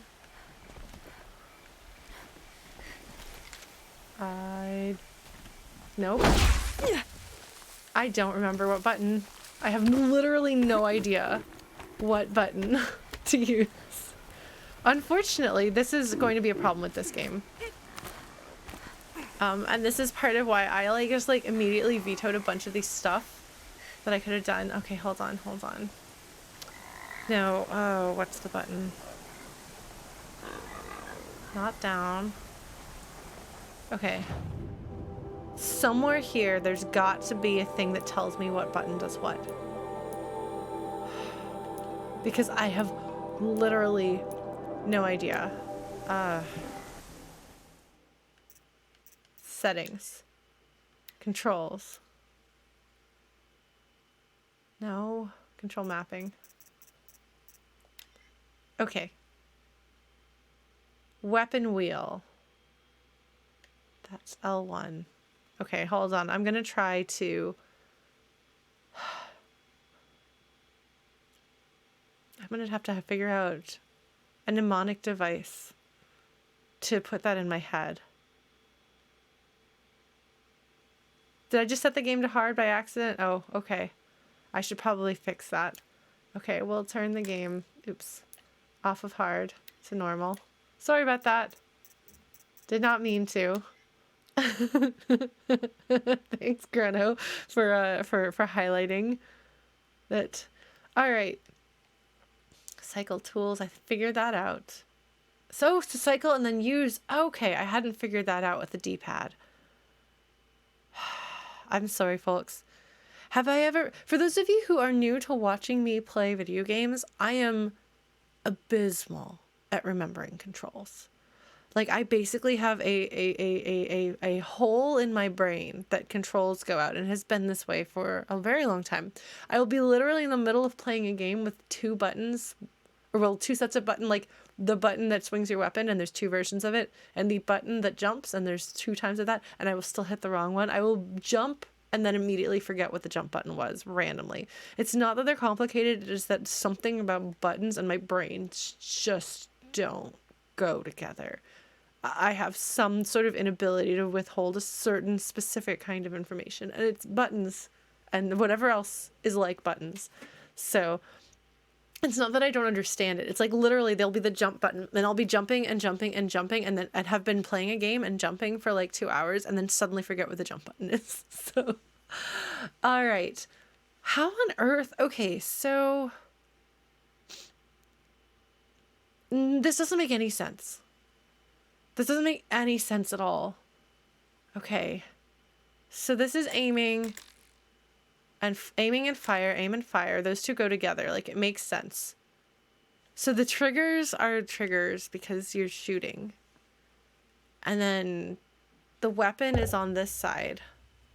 Your melee weapon is all on one side. So those go together. So they reuse R2. That's the worst thing they could possibly do to me. No wonder I can't keep track of anything that I'm doing in this game. This is not good. The sad thing is this is probably not going to get much better, unfortunately. One thing that I appreciated about Assassin's Creed was that it always told you what the button would do, and then when you basically hit the shift key on your controller, it would show you what the button did then. I've only played Assassin's Creed 1, but it did that, and it was the best thing any game has ever done for me. So I never had to remember what button did what, because it just told me the entire time. Good night, Nick. Thanks so much for coming by. I'm never going to remember this. R2 does two things. There's no way I'm ever... Because, like, I've been able to remember that those two buttons, the trigger buttons, are the triggers because you're shooting. I can handle that. And I can sometimes remember what the weapon to hit. But, okay. So this is... Sorry. This is the weapon button that's not doing anything else. Okay. Because, see, like, I can do this.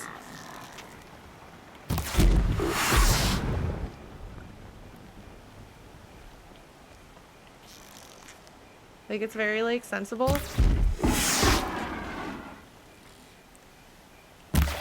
About to get loud. Oh. I tried to hit that guy in the face, but apparently they do not get hit in the face well. Oh my god, frankly, this is really kind of a fun thing to do. Hunting.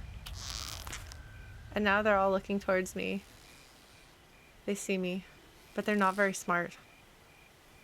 They're really not very smart, are you, buddies? Oops. My arm got tired and my aim was bad. They heard that. Oh, man. Hey, buddy. Oh my god, they're not very smart, are they? Now stop moving! Low and quiet does it. Oh, man. Oh, shoot. Well, fine.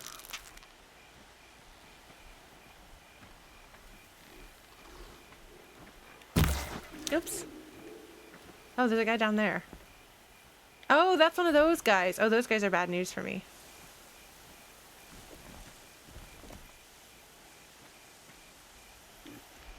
Yeah, there's one of those guys. Okay. So that guy's protecting his herd. That's got their attention. That guy's gonna see me because he's not dumb. The rest of them are dumb. It's good to know that he exists. I really want to take out that one that's almost fallen. Because, like, I want to go get the stuff from them.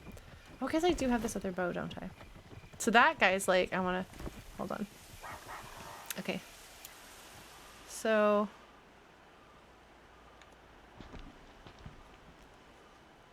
How do I...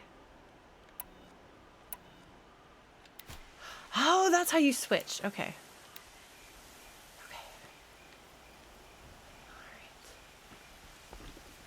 Oh, wow. Stay down!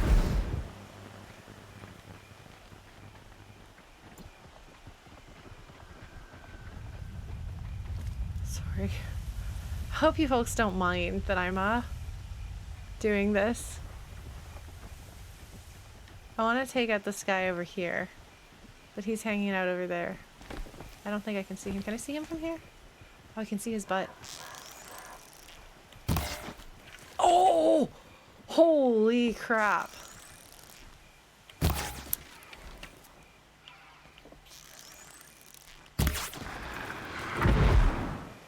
Nice. Okay, so then you do the wheel and switch back to this, and then you choose which arrows you want. Okay, I'm gonna drop to the ledge, and I'm gonna go get the stuff from all of these different guys that I hunted. I think there's some bodies, unless they got... Yeah, there's some there. How do I get there? Oh, now it's nighttime.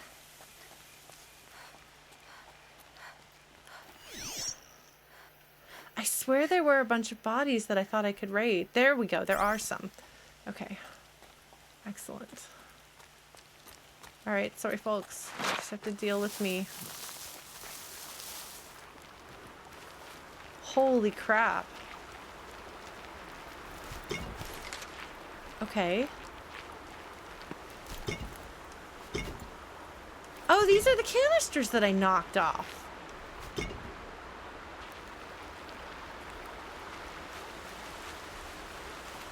get some of that because I'm here. Hey Luna, don't worry, not too much. Okay. There's stuff there to get. Okay.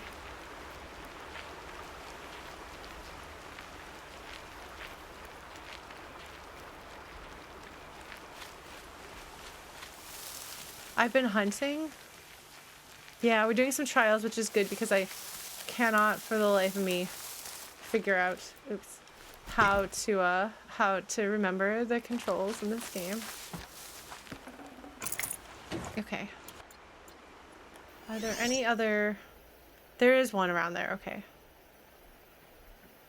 Oh shoot, that guy's coming back. That's not good. He's probably all question mark about me. I don't want that.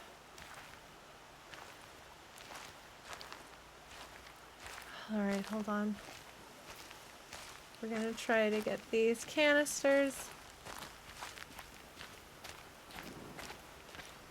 And hope that there's not gonna be some dudes just like stampeding me.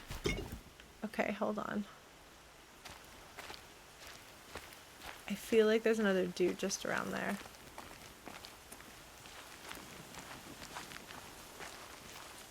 Shock wax root. I guess I'll be making stuff. God, there's so much to keep track of. My brain is not going to do very well with this.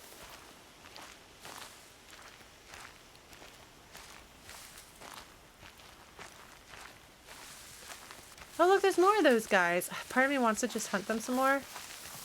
You know? But that's the other side of that. So maybe I shouldn't. Maybe I'll go get that later.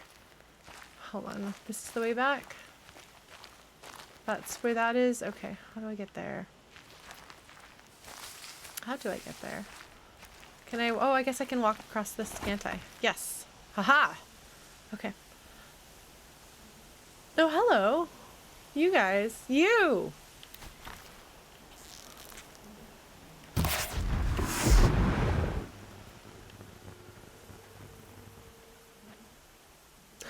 Oh, they're so dumb. They're so dumb. It's kind of adorable. Okay, so this right here, and then here. Oh, okay. So wait. Oh, I thought that was me using my. I thought I was using my super arrows on these guys.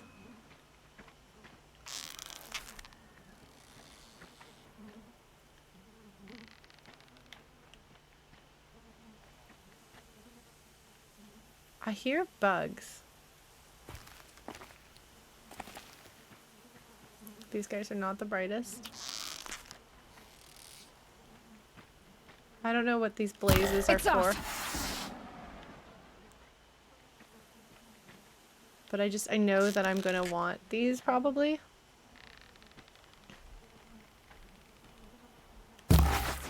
Oops. Are you investigating, buddy? Oh my god. They're so not smart. These little guys. Oh, buddy. Oh, you're hurt. Oh, buddy.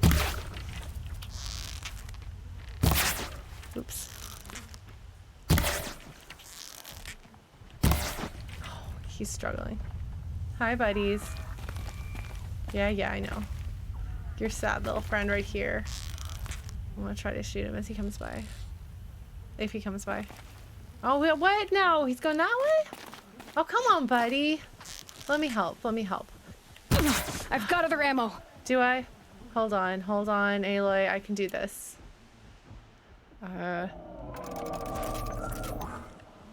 Okay.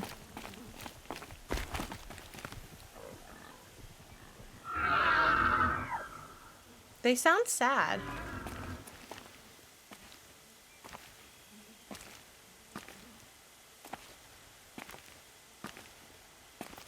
I've not actually used fire arrows really much at all. Let's see. A bunch of dudes. Oh, they're all like wounded. Okay, hold on. We're gonna do this. Sorry, guys. I feel like I probably should move on with the game. Up, Aloy, up! But, instead...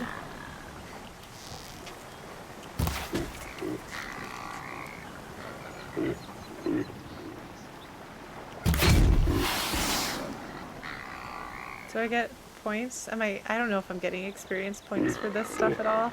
I feel like maybe you don't get experience points for things that are in the, what's it called? Maybe there's a way to override them, but where would I find it?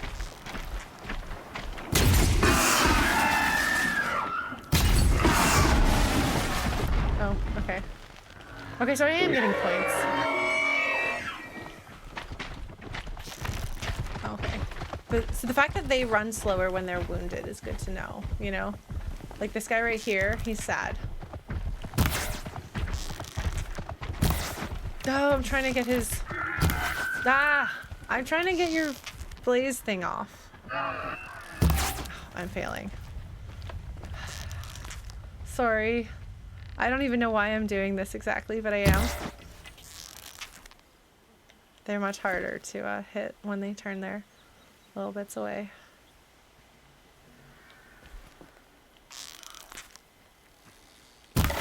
Oops.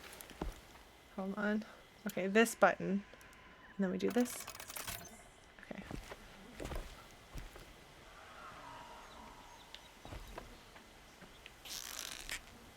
Sorry, buddy, but you need to shoot. They're kind of adorable, aren't they?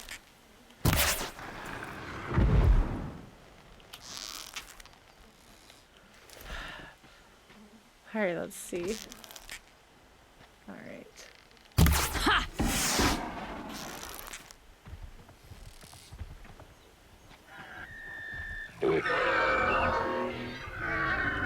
that guy's yelling.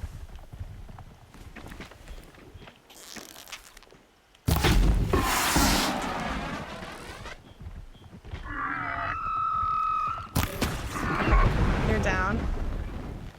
Okay. This is interesting. It's really interesting to see like the psychology of the creatures, so to speak. Let's see. Where? Oh, hello. Yeah, generally I generally don't want back seating if that's all right. Ooh. That was exciting. I guess I'll go down and take out those guys. This guy's having a panic. He's having a panic. He's having a panic. Oh buddy, oh buddy, oh buddy. You're going down. Oh buddy, I'm sorry, friend. Not sorry enough to stop though.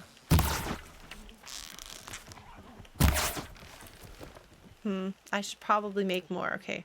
If I keep at this, maybe I will eventually learn how to make arrows with some regularity. Okay, let's go get some stuff, shall we? We're gonna go get stuff. Nope, nope. Sorry, Aloy. No.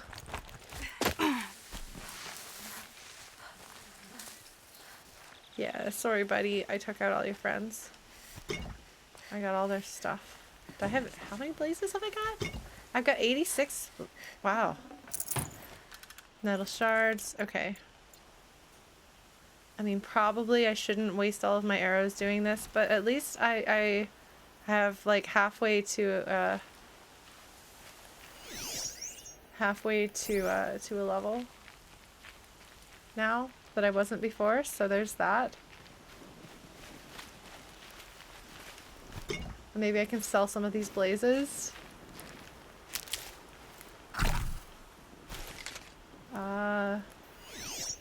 There's another canister. God, these things are everywhere. The friends are everywhere. Yes, there's like little pieces of his friends just all over the place. Sorry, folks. Oh.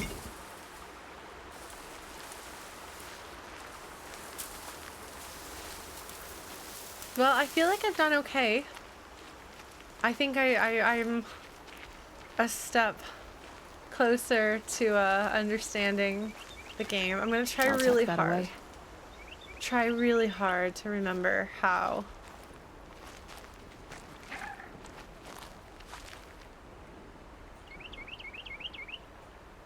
Oh. It may come with practice. Just please don't be like frustrated if like we do all of this and then Yesterday's gone. Oh, I wonder if that means that my horse is gonna have gone crazy up there. Oh look, it's one of those guys. Those guys. Those horses. Please don't be frustrated or disappointed if I still don't remember things even when I really should. But I will do my best. Okay, Aloy, come on. Up we go. I didn't know that was there, but I'm very glad it is. Okay, let's go turn this in. Did I get a bronze? You tried. You passed. I bet you'll be wanting your half-son now. Sure. Sure. Okay. I didn't do great with that. I think I could probably do better. But I don't know that I could do better enough to like actually be worth trying. This trial tests your ability to use the environment to your advantage. Shoot log piles to make them fall, crushing machines below. What? Remember, you can use explosions from your blast sling to scare machines into fleeing where you want them to go. That sounds way too complicated for me. This trial requires you to bring grazers down with blast wires.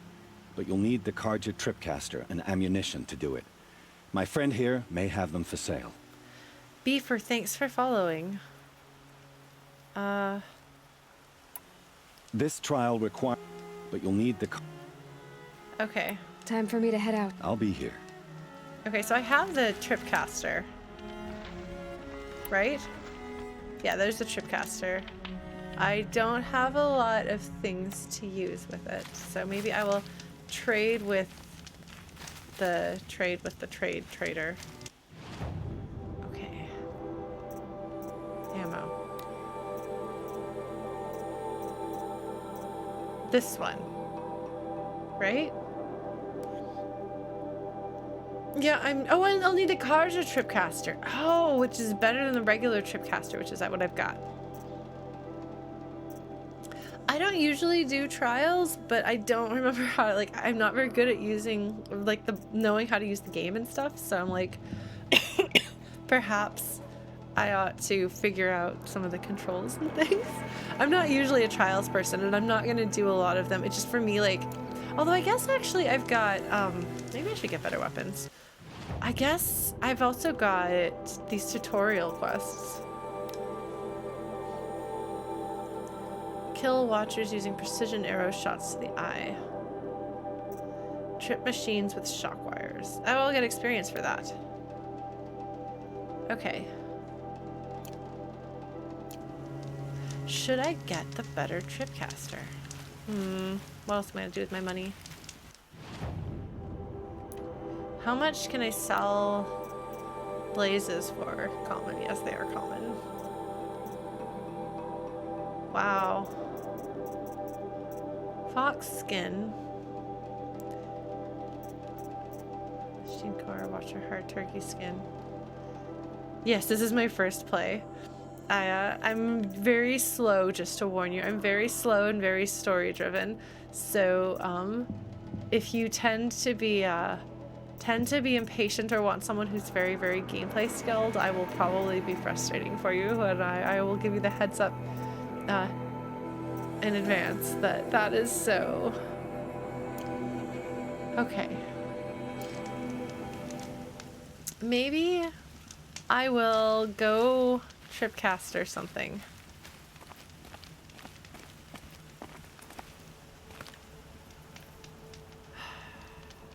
Maybe not. That's just, all that stuff sounds really complicated and frustrating to me. And I think I have my brain full already of just basic gameplay. So perhaps, oh look, my horse is still here. Are you still my friend? Or are you gonna kill me? Are you still my friend? You're still my friend! Oh, I wonder how long they're friends. Okay. Let us change out our quests. I will definitely switch to this at some point, because I like the sharpshooter thing. Okay, so we're gonna do the War Chief's Trail. That sounds good. Yeah, I'm not gonna do the other trials. I have decided that we are done with trials. I did trial. I learned trial. Now we're gonna do riding horsey. Oh, those guys though. Hold on. Hold on. Oh, that's not what I meant. Oh. Am I going the wrong way? Am I going the wrong way? What are you doing? What's going on over there? What are they doing? They're like drinking from the water. What are you, what are you doing? No, not that one. Not that weapon. Switch to this one. What's he doing? What's he doing? What's he doing?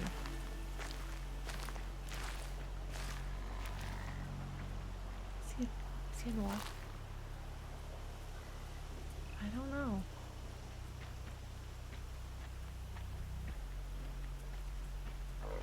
I should probably not just be standing here like this. But I'm gonna have to kill those guys anyway, so I might, like, it looks like grazing, but they don't eat. I mean, maybe they do. Maybe they get energy by ingesting food and water, like organic creatures. But, alright, horsey. Maybe we'll go this way where there's not as many dinos. I know they're not actually dinos. Okay, hold on. Where am I going? Am I facing the wrong way? I'm facing the wrong way. Wait, hold on. This is the massacre site. Oh, that's a long ways away. Oh, look at that. There's ruins. That's ruins, right? I think that's ruins. Ancient armory. Find a use of the power cell. Oh, metal flower. Oh, look at all this stuff. Oh, metal flower. I don't know why I want the metal flower. More hunting grounds. Okay, we've done that. But so not this path. I thought this was the way I wanted to go. Yes, sorry. Most of the time I'm wandering, when I'm talking out, like just thinking out loud. Rather than actually asking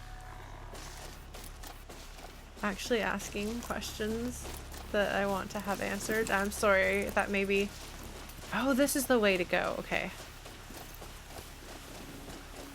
I'm pretty, like...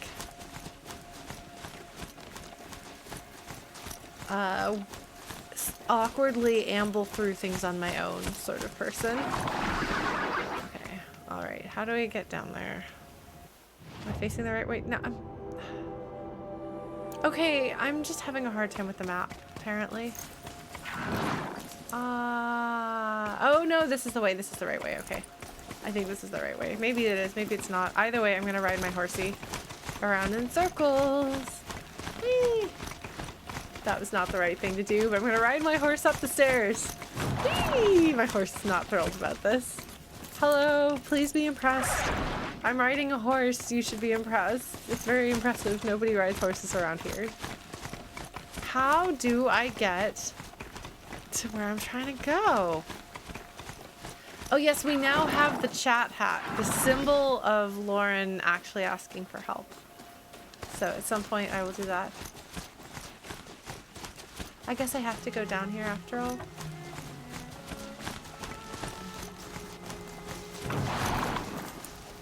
Alright, we're gonna go down here and hope for the best. Whee! Oh jeez. Does that guy see me? Does he hear me?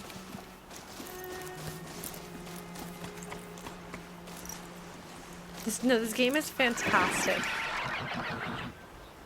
That guy doesn't see me. He sees a robot.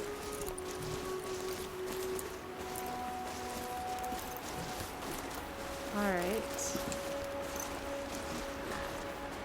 I did not know the details were generated by an algorithm. Is that common in open world games so that they don't have to... Oh shoot. Please don't notice me. So that they don't have to manually build out every little detail of the gigantic world? What is that? Oh, these guys are everywhere. Those are horsies. I don't want to have to deal with horsies. What if instead of dealing with horsies, I don't? Oh, that's really clever of them. Oh shoot, hold on. Need to be stealthy on this thing. Yes, that's true. It is very hard to be stealthy on this thing.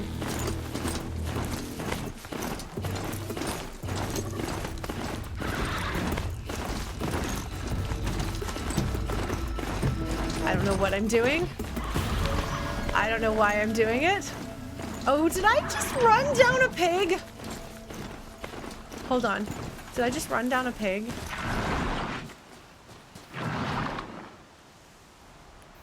I think I did. I think I ran down a pig. Oh, I'm terrible at riding. I'm sorry, piggy. I'm like too scared of pigs to actually shoot them because pigs are scary. This looks interesting. I'm gonna like investigate here. Well, pigs are scary. All right, horsey.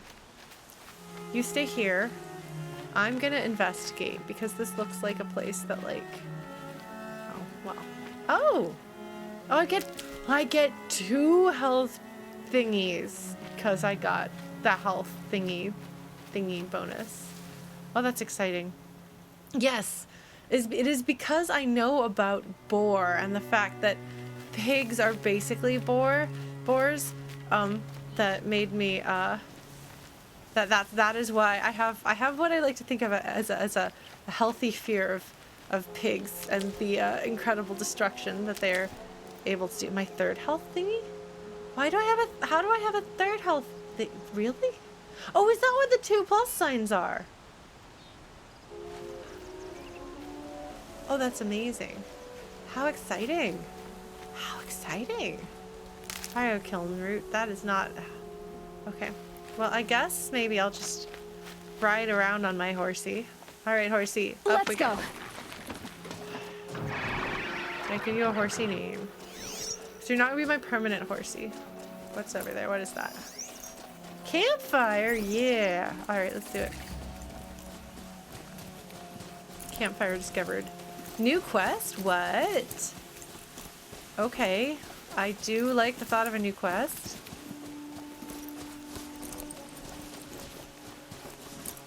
Oh, is that a person? Okay, you're gonna be like, oh my god, are you... No, this is just gonna be...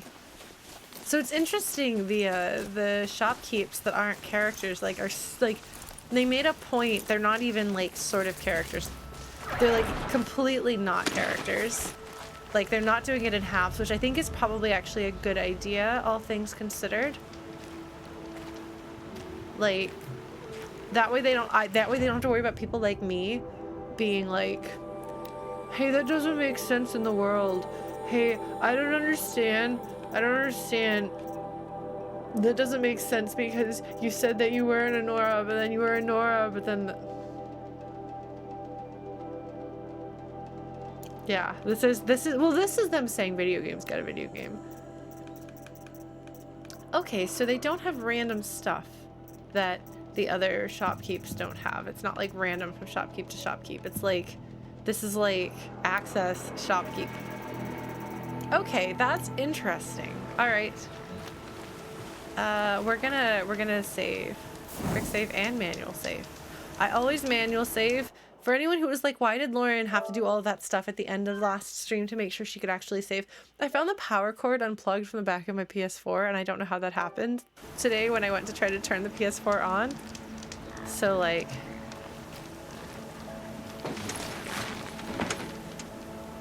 It's definitely a thing that I, It might have been my cat. She doesn't usually mess with that, but what are they doing? I don't know. It could be a poltergeist. No, that's valid. Cats, poltergeists. Oh, Corpse next to it? that's a friend. Wait, hold on. Excuse me. Did you kill somebody or did you lose a friend? Are you Nora? You don't look Nora. You don't look Nora. You killed a bunch of...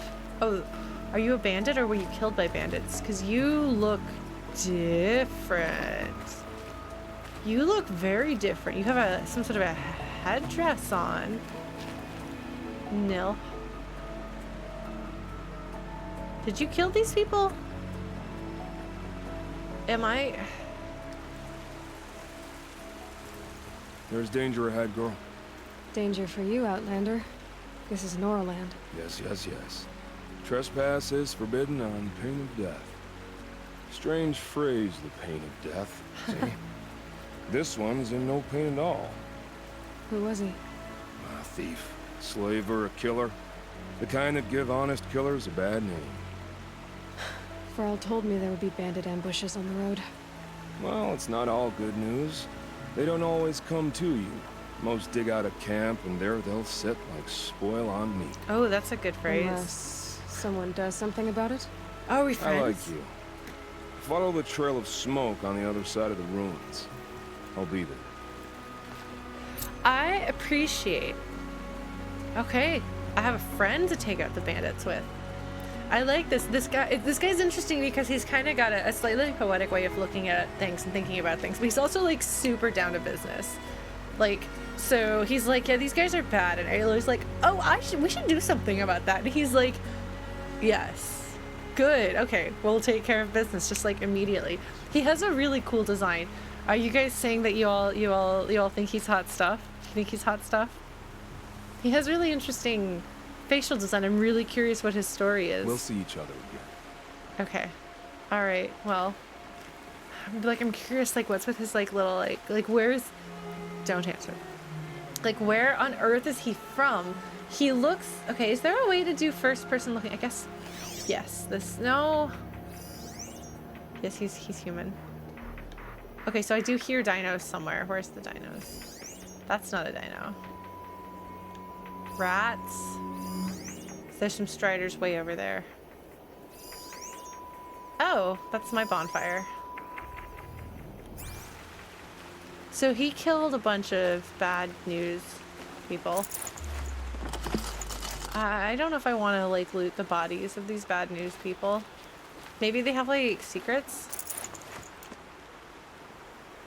that would, like, reveal, like, we are giving you this to go kill the Nora, you know? I appreciate you. I have been kind of in the Ace community, Ace Umbrella. Like, that's kind of sort of where I land, but like gay. So, in fact, our new chat hat that I just got for my birthday from our very own Chrono is it's the lesbian flag, you see. So yeah. So you are in good company, my friend. Which is why my response to him is like, I can tell folks find this dude attractive. He seems interesting. He seems very, very interesting as a character too. Oh! What is that? I'm sorry, Horsey, but you're staying here. What is that? What is that? My focus is picking up some kind of signal. Maybe I can scan it. What is that? Are you the thing that's corrupting everyone? Are you a creature?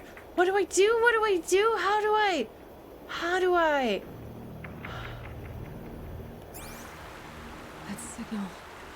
Where's it coming from? It's coming from right there. What do we do with it? What do we do with it? Tallneck. What's a Tallneck? Oh my god. Are they Brachiosaurus or Brontosaurus or whatever those have been renamed to? Oh my god.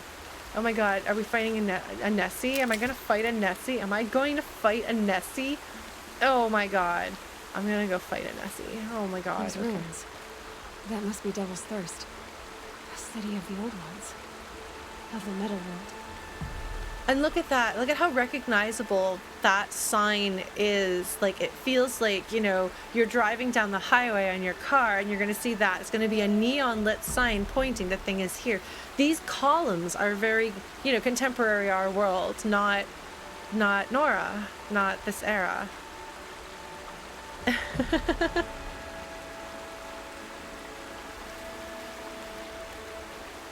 Okay. Sorry, my horse is forgotten. Yeah, look at these metal beams. Like, it looks like something, like, this doesn't look like this is just the passage of time. This looks like something hit them beyond that. Which, given that the nature of the apocalypse is still somewhat unclear at this point, we know that machines were involved, according to the Nora legend, which we cannot necessarily take at face value.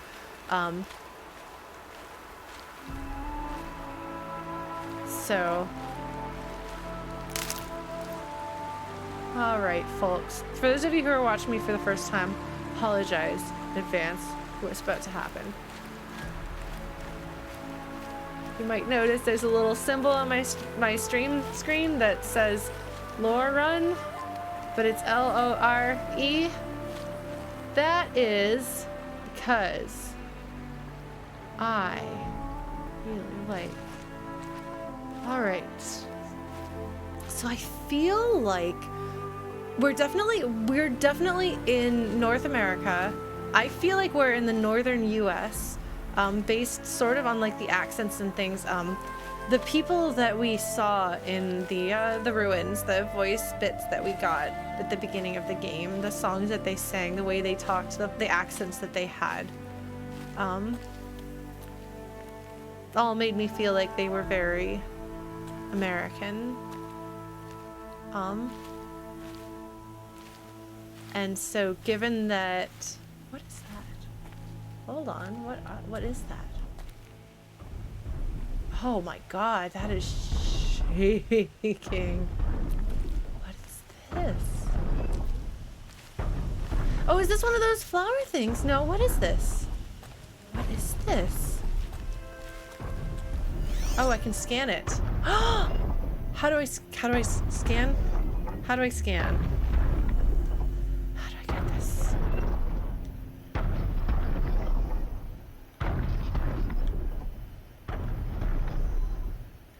I guess I have to get closer, maybe. It's Schott versus Frost. Oh, wait, hold on. Devil's Thirst. This sounds like, from the name, like, is this like a legal case? Hold on. Okay. How do I listen? Data corruption partial. I want to listen to it. I have to go to my menu to read. Okay. Okay.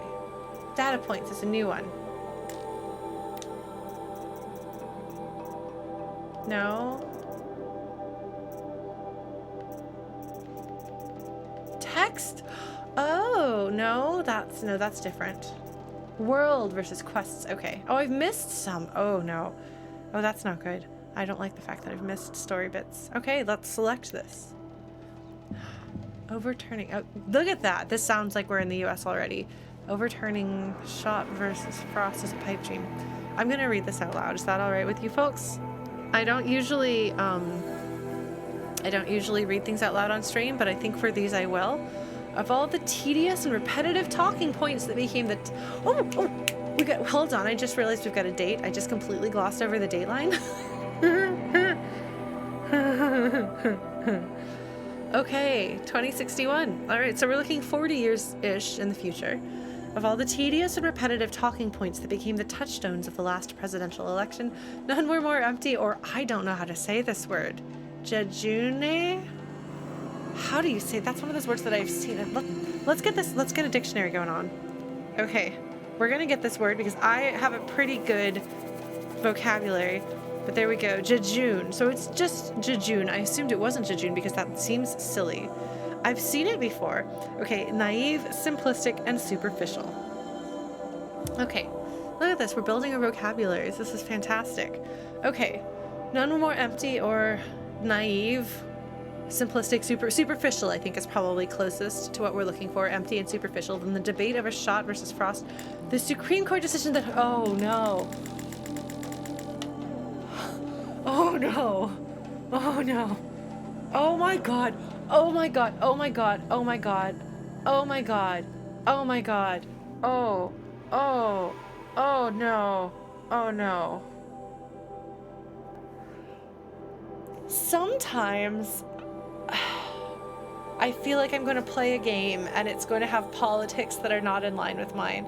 But I feel like you kind of have to be starting from a certain mindset in order to not see some of these trends in the real world as being troubling. All right, I will pick up reading. Sorry, I read very fast, and I realize that not everybody does, so I read ahead. I will resume reading out loud. The Supreme Court decision that granted corporations the right to run for and hold political office through proxy candidates. Nobody could be blamed for thinking this was an actual issue. This was the race, after all, that brought us such deliciously dramatic hollow clips as Lacey Almodovar asking to speak to your manager, Atami declaring Almodovar a dangerous anarchist for her apparently anti-corporate stance. But for all of Almodovar's fiery rhetoric, the fact remains that the single largest donor to her campaign fund was arguably the second most powerful corporate entity in the world, Metallurgic International, to think that she would have any legitimate interest in... Okay. Yeah, no. Okay, so what I'm talking about is, like, games developed by game developers whose politics don't... Like, in this case, I'm like, this is actually a terrifyingly plausible direction that I could see American politics going. I mean, we've already proven that corporations can be people in some way, so why not one more way? So it's kind of like, what was that game? Tacoma. If you've played Tacoma, which if not, I recommend it. It's a near future, very plausible cyberpunk in space narrative exploration game that has AI character, like it has like AI ethical questions and also capitalism and corporations in a terrifyingly plausible near future situation. It's a absolutely fantastic game.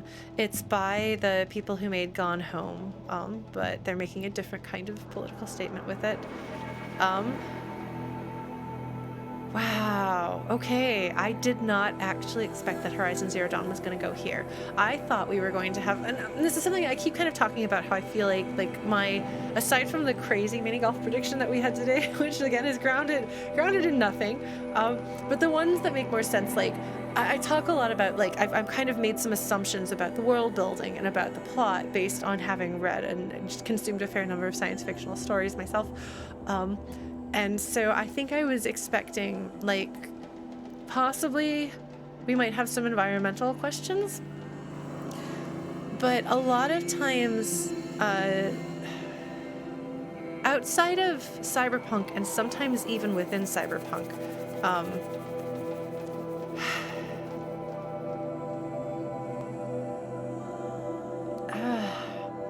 you can't count on science fiction to actually engage in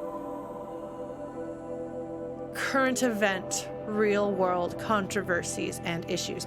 One of the best things about science fiction is its ability to explore real world issues and real world conflicts in a new way, at a different angle. Sometimes it can get people to lower their guard because instead of feeling defensive that something in the real world, in a real world context, is being presented to them, instead it's like, you know, in some alternate world, in some alternate situation that, you know, is distanced from the real world scenario.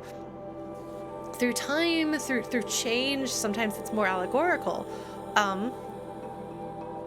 And a lot of science fiction has been, like, historically science fiction is a genre. It's largely a subversive genre, and a lot of the great works of science fiction have been subversive. They have been progressive. They have been challenging a lot of things. And if you look at certain subsections of science fiction, like for example, if you look at the military science fiction movement, that's where you'll find a lot of the regressive. You ever want to go down a rabbit hole? Look up the story of the sad puppies and the rabbit puppies in the science fiction, like the literary science fiction community, and how that gave rise to Gamergate and the rise of the alt-right in the US. That's a whole thing. Yes. There's a direct, and it's really sad. So if you don't know this about me, like my like academic training is in writing, specifically popular fiction, science fiction, and fantasy, and that's like one part of my world, and obviously video games are part of my world. So I saw this rise of this like regressive reactionary movement of these conservative, I assume we're looking at this and having this conversation. I assume you are at least open to hearing me talk about this from my political perspective, which is probably somewhat apparent from here.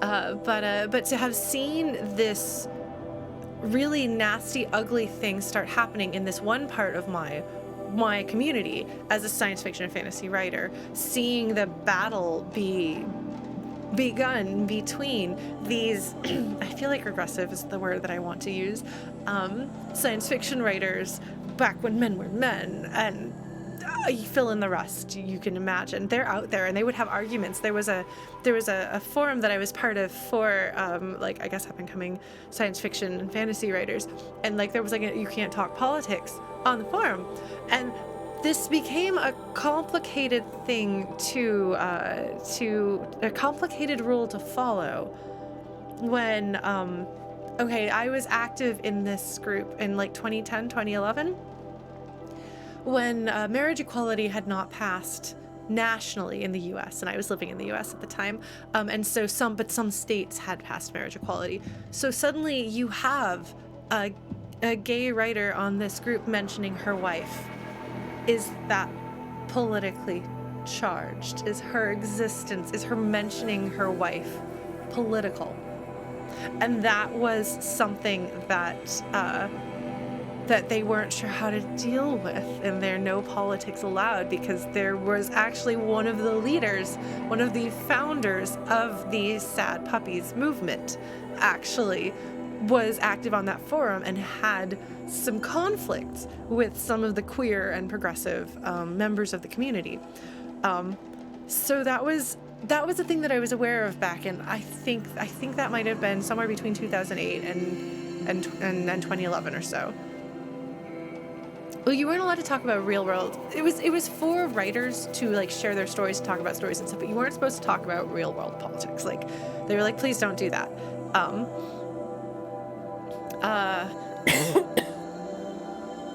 I don't want to like name names exactly, but it was an uncomfortable situation, and I wound up not getting super involved in that community. Like, I stepped away. There were a number of reasons, and that was one of them. But then I got more involved in the video game music world. Joined my first video game band in 2010. So I guess that must have been in 2008. And then I joined my first video game band in 2010 and got more into gaming again, which had been a huge part of my life. But I'd stepped away from the community. For many of the reasons why Gamergate was a problem. And as I got more into that, into the VGM scene, I actually wound up removing myself from the VGM band scene, because there were at that time a bunch of pockets. There were the VGM bands, there were the VGM YouTube video game music, VGM YouTubers, and like the just a bunch of these other groups. But the VGM band people kept being like, Lauren, sit down, stop rocking the boat. You keep like complaining about feminism, you keep complaining about these issues. Why are you doing this? Please stop fighting with our friends. And I was like, I'm done here.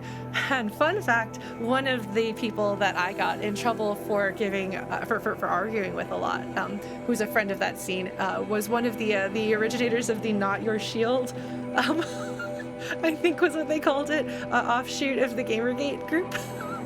So, I had a few run-ins with particularly unsavory people who were part of particularly unsavory movements, but to see one of my groups, and then to see Gamergate happen, and to see the people from Sad Puppies who had failed as Sad Puppies mobilize Gamergate to become Rabid Puppies and try to take over the Hugo, it's a hot mess.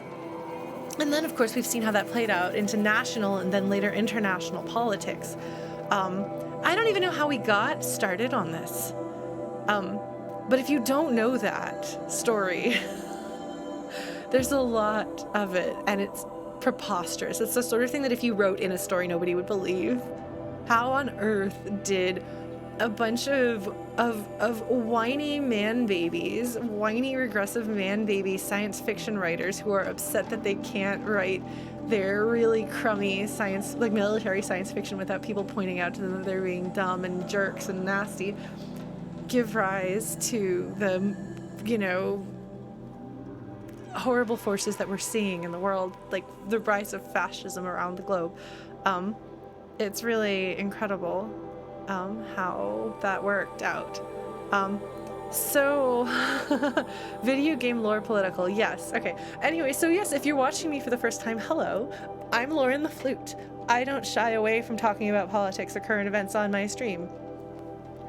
I have occasionally had people get into arguments with me about this. It's interesting stuff. But if this is something that you're interested in joining us for, I mean, like, I've streamed games like Final Fantasy VII Remake, which for all that it's like AAA by one of the biggest game companies in the world, is very critical of capitalism and very concerned about like corporations and very concerned about the environment. It's a political game, and that's not even like the most political game that I've played. So like. So by the way, if you would like recommendations from very good video games, like I will absolutely recommend that you take a look at Tacoma if you haven't. Yeah, so I talk about this stuff. I also like to talk about storytelling and world building and things because yes, the science fiction fantasy writer thing, like that's what I do. Not like for a living, I wish. I'm working on a novel and a giant fanfic at the same time. But like that's not what I do for my day job, but it'd be cool. But yeah, so science fiction has always, at its core, been a fairly transgressive thing.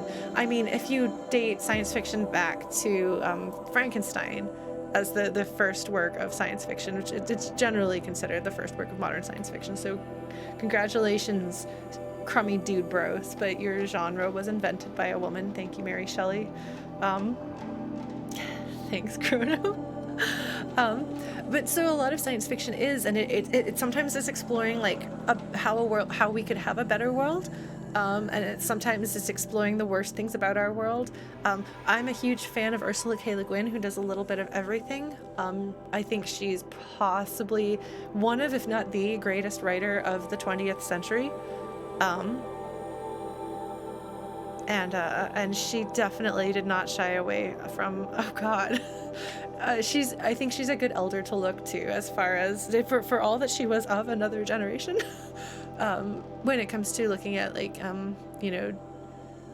gender roles, identity issues, politics, capitalism, the importance of the environment, our role within fascism and how to fight it, etc. Like she's got a lot to learn from there, and I think a lot of younger writers will take what she has given us and hopefully run with it and do other great things of their own. Because you can't just look to your elders, you have to take what they've given you and try to take it a step further. But yeah, so science fiction largely is, and it doesn't have to be political. Science fiction can have a lot of value purely as entertainment, but to deny its capacity for exploring and commenting on like really, really, really key issues of like existential things of being human, yes, but also like current events and politics and society, social trends, human nature, all of those things. Like at its best, I think science fiction is able to capture those things and make you rethink a lot about the world around you. Oh, actually, I said, one of these days I'm going to play a game by somebody whose politics I don't agree with. And it's going to be an interesting experience. I don't know if it's politics per se, but a creator of one of my favorite games of all time, the writer for a game that absolutely blew my mind and is, I feel, the most humanistic game I've ever encountered in my entire life. I follow on Twitter, and I've never agreed with a single thing I think I've ever seen him tweet, and it's very strange for me. It's a very strange experience because yes, it is the Talos principle. That is the one. If you've seen me like be like, wow, there is somebody who I do not understand how their work resonated with me on such a deep and personal level and was like the greatest expression of humanism I've ever seen in like an interactive medium. And yet every single time I'm just like, wow, we are not like politically opposed, but we are not politically aligned. And part of it, I think, is having different contexts, being from different countries. But I'm just like, and yet Talos principle is absolutely brilliant. So that can happen. Science fiction. Okay, so also I don't know if I would say that it provides leverage, but I would say that it's kind of like the way the jester was the only one who could criticize the king, because it was allowed in the context of humor.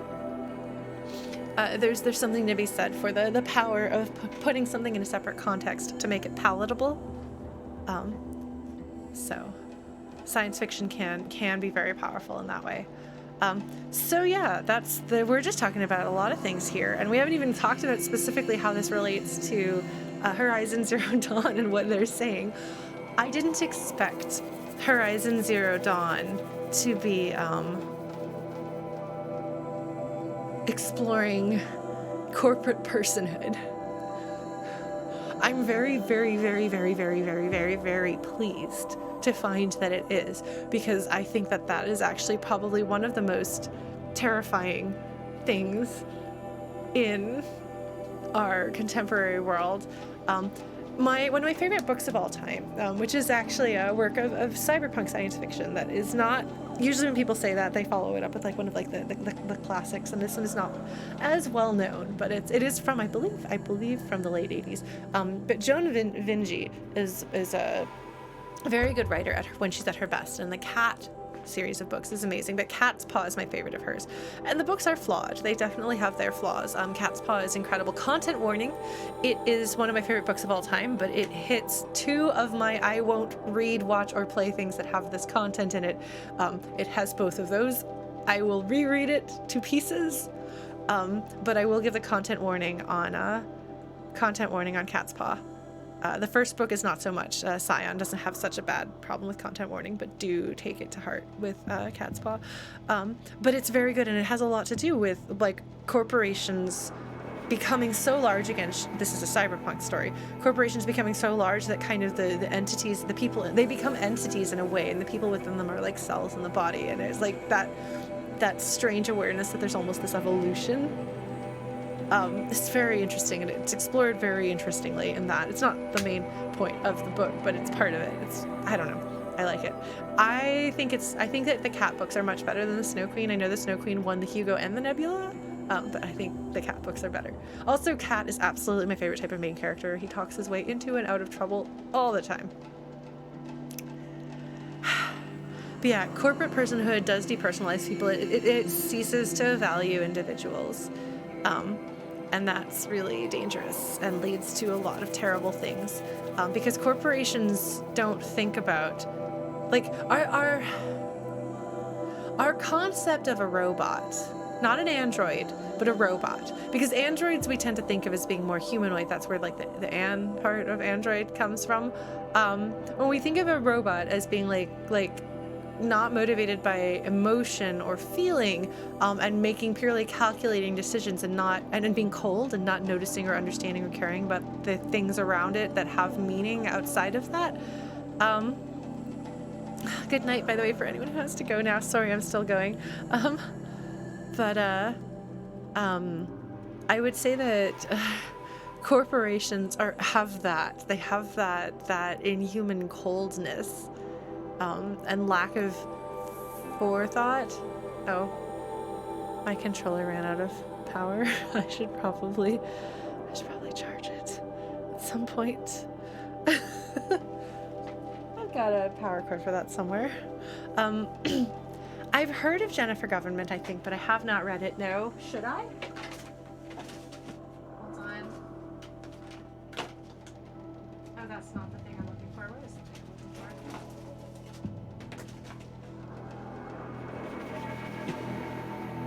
Sorry, give me just a moment. I have to figure it out.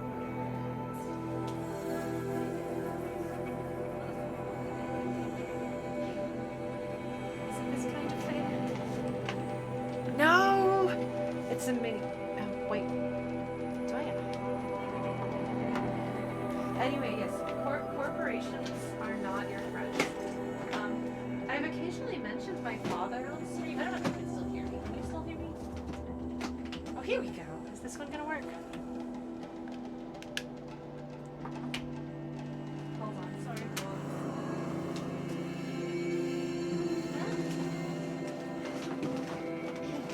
You know you're an adult when you have a kid that you can't get rid of. That's wrong. And none of them are the one that you need. Oh, is this it? Is this it? Is this it? Alright. I'm gonna stick this in here while I talk. Alright, controller. It did last more than half an hour after it said it was gonna have trouble. Oh man, I love the idea of having an hour-long shouting match with an 8th grade civics teacher. That's glorious. Yeah, oh, I have so many cables. So many cables. I should probably get rid of some of them. Some of them are broken. But yeah, so my dad is an economist, and he is opposed to regulation because he's like, corporations and the invisible hand will take care of people and the world. So they need the government to get out of their business so that they can do that. And I was like, wow, you are such an idealist in the worst possible way. I obviously don't believe that, and I think that you have to be willfully ignorant and oblivious to the state of the world and anything in it to have that belief. So Yeah, we're not in alignment, politically speaking. Anyway, yeah. That is not my beliefs. Corporations are good at taking care of themselves and their people in power in the short term. B. Kring, thank you for following. Oh my god. The guy behind the Share Zone has written a comic. I want to read that. I would love to see. Is it a serious thing, or is it because all of his comedy stuff has like a core at its heart, and so I'd like to see something else he does.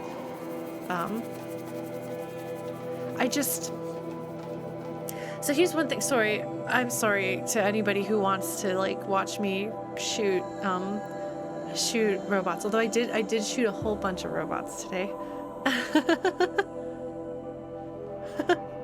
Oh, well, thank you, V. Kring. Well, I'm glad that you're enjoying yourself. Yeah, this is what I do. This is why I try to let people know what they're getting into when they come here. The lore runs symbol. Is it even still here? Did I take the lore runs symbol off? I think I took it off, actually. Didn't I? Is it still in the corner? Hold on, let me check. Oh, no, it is in the corner. It's just down there in that corner. Oh, yes, my father he calls himself a libertarian. Meanwhile, while I was still living in the US, was a card-carrying member of the DSA, which is flawed, don't get me wrong, especially at the national level, but the local group near me when I joined did very good things, and so I was happy to give them my dues money and try to help where I could. Yeah.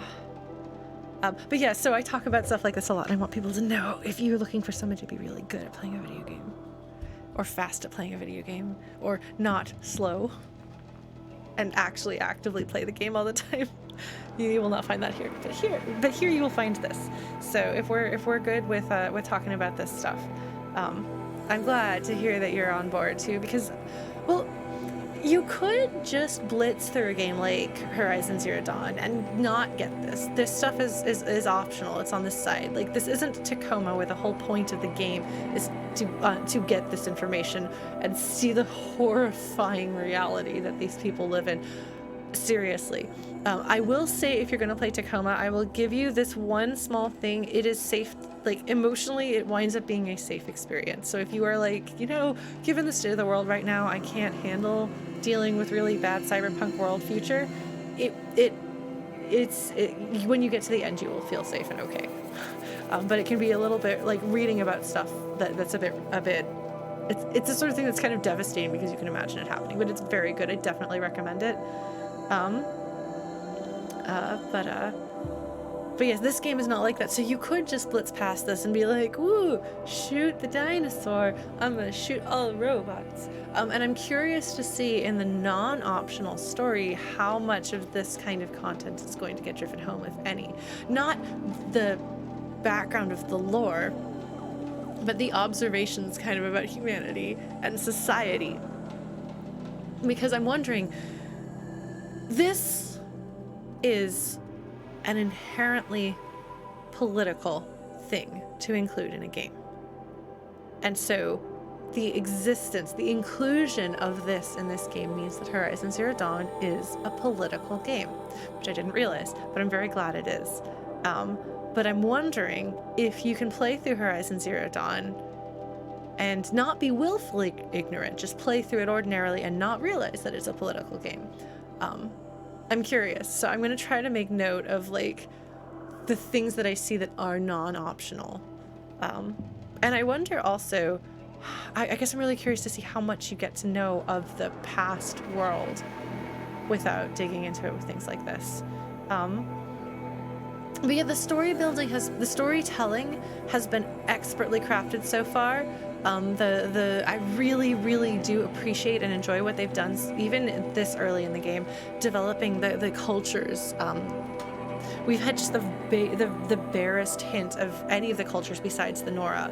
But they've done a really tremendous job making them have interesting and distinctive feelings. I know people were talking about that one culture like they're basically dwarves. I don't think they are just going to be like dwarves. I think that's a shorthand we can use, but I am expecting that they're going to subvert that in some way and make it their own thing. Yeah, no, I'm really excited. So here, let's actually bring this back to Horizon Zero Dawn. God, I can't wait. I'm so glad that there's going to be a sequel. There's going to be a weekend this weekend at some point, because the sequel's coming out this month, and my roommate wants to borrow my PS4 and play it. And so I'm going to probably lock myself in my room and hopefully marathon the Final Fantasy VI Pixel Remaster. So that's my favorite game of all time, and they're making a new thing, and that'll be fun. And you want to hear somebody get political about Final Fantasy VI? I will find a way. There's some stuff in there. No, but I'm really happy to know that. Yeah, because she'll be in the living room, and so I have to avoid the sequel because I'm playing the first game. So I will be avoiding that by marathoning, hopefully, Final Fantasy VI, and she will marathon Horizon 0 Second. Horizon Second Dawn. Yes, that's true. I have written a fanfic that explores the Empire in Death. Look, okay, yes. I actually had somebody comment that they didn't think that it felt realistic for somebody to be using the word fascist or fascism in the world of Final Fantasy VI, and I was like, actually, that's a good point. I'm leaving it in, but that is a good point. Thank you, Chrono, to Horizon 2 Dawn. Oh my god. Oh man, I appreciate you folks and your fun goofiness, and you're sitting with me while I talk about this stuff forever. Was that you, Blue Glass? Yeah, no, it was a good point. It was an interesting thing. There was somebody else who also had a concern about that, I think, too. And I was like, I like that we can explore that kind of thing. Like, is it too mundane, modern, contemporary? I don't know. So yeah. Well, it's interesting that this right here is right underneath the first time we encounter Nessie, whatever the Nessie is. I'm a little scared of the Nessie. I'm also really excited. Like, it's a big scary thing, and it's clearly going to be something we're going to encounter more of. Now, I've never really played a true open world game before because they don't usually have enough story and lore of the caliber that I like to really hold my interest for very long. Obviously, this game does not have that problem. But so, like, I guess maybe having a giant thing lumbering around the landscape and you find those is like a thing that you do outside of Shadow of the Colossus. But it's interesting to have this, which is your first taste of concrete world building. Everything else you've been given up till this point has been reading between the lines, where you're like, okay, Amazing Grace, it's set in the real world. Machu Picchu gets, like, actually name dropped. That's a real world location. Like, these things that tie you, but nobody says, this is the world, this is the time, this is the place. And so, like, this is the most concrete. Okay, January 9th, 2061, if you didn't yet realize that we were in our world, this is exactly our calendar system. Oh, awesome. We haven't had the encounter. It's still lumbering around. I just had to go look. I had to go look at the ruins and look for this. For this reason. You know how it is. Maybe we'll try to take out the tall thing afterwards if we're taking it out. I don't know. Maybe we'll climb it. That'd be great. We could climb it. But this is a very cynical statement, by the way, that somebody, because I assume that, like, asking to speak to your manager implying, like, you're working at a corporation instead of running for an office.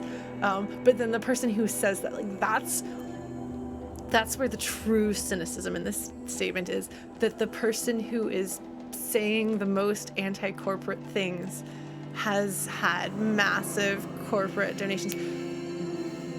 Metallurgic International, I've heard that before here.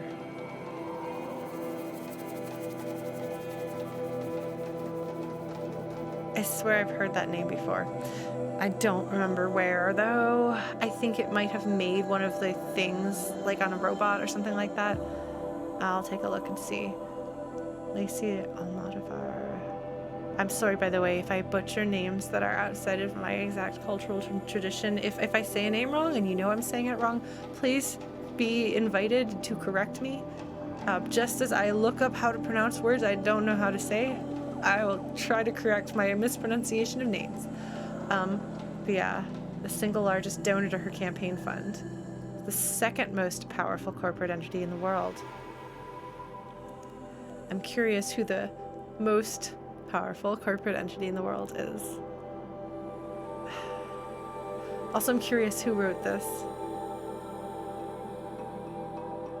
All right, I'm gonna go ahead and take us back, because basically what we know here is that corporations then just basically take over and start running, officially running, like any possible shreds of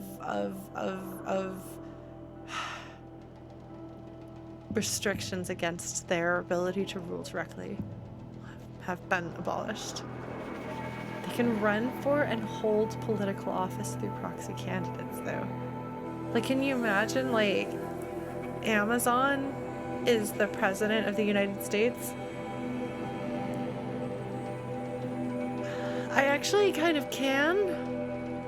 And some people would argue that perhaps we're not so far from there, but we are at least not there, and there are still in existence to some degree tools to fight. Tools to fight and potentially control the power. And actually, this is something we've been seeing that's been incredible. Is the rise of unions in the past year and a half, because we have very little power against corporations as individuals, but if enough people band together, we can, I guess, be like the Ewoks versus the AT-ATs, or is that an AT-ST or something else? I'm sorry, my Star Wars expertise is lacking. Oh, was I right, Blues? Oh, okay, excellent. Yeah, so it's been kind of incredible seeing people rise up with collective power and actually win, in some cases, and I'm hoping that will go beyond just a few individual places here and there, and kind of, in order to make any change, the only chance we have is by banding together, before it's too late, and I'd like to think it won't become too late. Yeah. Okay, well, I'm glad that I remembered that little bit of Star Wars trivia, because I've had people try to explain these things to me, and I feel like I should know them. But yeah, so she's a dangerous anarchist, she's anti-corporate, and yet she's being funded by a corporate entity in the world. I know that. I know Metallurgic International. I've seen that before. In a cutscene. No, you see that somewhere in the cutscene in Mother's Cradle. I think Mother's Cradle is what that's called. Yes. Yeah, didn't they keep like running into, like, knocking things over by accident with their box drivers? I'm sorry, words are hard sometimes. But the thing is, I was under the impression that some of it was actually legitimate incompetence rather than intentional sabotage, but oh my goodness, okay. Forklifts, that's the word, thank you. Alright. But yes, so clearly something goes horribly wrong with corporations, and we can all extrapolate from here how this would lead to the utter destruction of humanity. Although I do wonder whether we wound up having, like, basically eco-terrorists or something like that. A part of me wants to go digging through more of the hollow clips that we've got. I don't have quite enough pieces to build things on. At this point, everything that I say would be extrapolation, kind of based on my, like, understanding of things in the real world. Let's go check out this giant Nessie, shall we?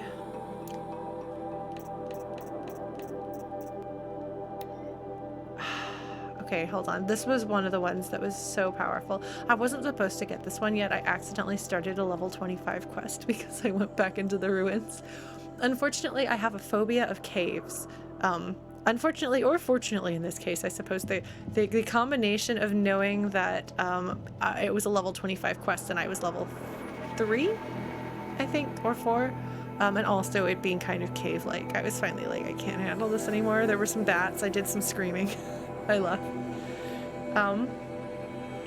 Exfiltration transport. I love the locks. Lock 2 will unseal it at 2100 hours and remain unsealed for 15 minutes. Godspeed if you want to try your luck on foot. Yeah. The Wichita salient. That's another thing where you're like, this is clearly like the real world. Like, Wichita's a place. Well, at least I know Wichita Falls. Is Wichita in Kansas itself? Because Wichita Falls is in Texas, but I think Wichita is a location, which I assume is named for people, would be my guess. I know all good things come to an end is like a saying, but all good things ... is the name of the final episode of Star Trek: The Next Generation, and I wonder if that's something that they thought of as they wrote that. But yeah. Oh man, Marcus, I so appreciate that you have a magnifying glass thing. The capital of Kansas, that's why I know the name. Oh my god, there's so much stuff. Oh, this is good. Okay, we're gonna go looking for everything. But for now, we got that. Oh, did the thing leave? Did time pass? Wait.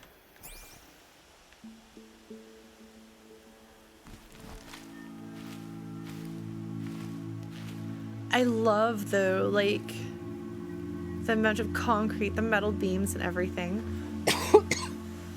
How incredibly alien. Oh, that's a fire escape, isn't it? Does this building fall in sideways? No, that's not a fire escape. Never mind. No, this is Can I go up this way? This is a staircase. It's a railing. Yeah, like trying to like determine where this is and what kind of a place this was before. Yeah, I want all of them, and I'm not going to be able to get them all, unfortunately, but I will do my best to find as much as I can. Okay, I hear the stomping. Stompy, stompy, the stompy boy. I am actually really kind of surprised that we're going to find the war chief this early, because, like, she's been set up really nicely. Like I said, oh, wow, you can see that from out here. There is definitely going to be something significant about the embrace and the location of the embrace. I'm not sure exactly. I mean, I have some theories, but no, it is beautiful. All right, let's see if we can get a better look at the stompy boy. I'm a little scared.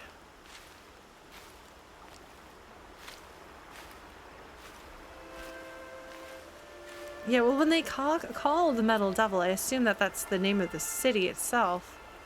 Oh! Lampposts.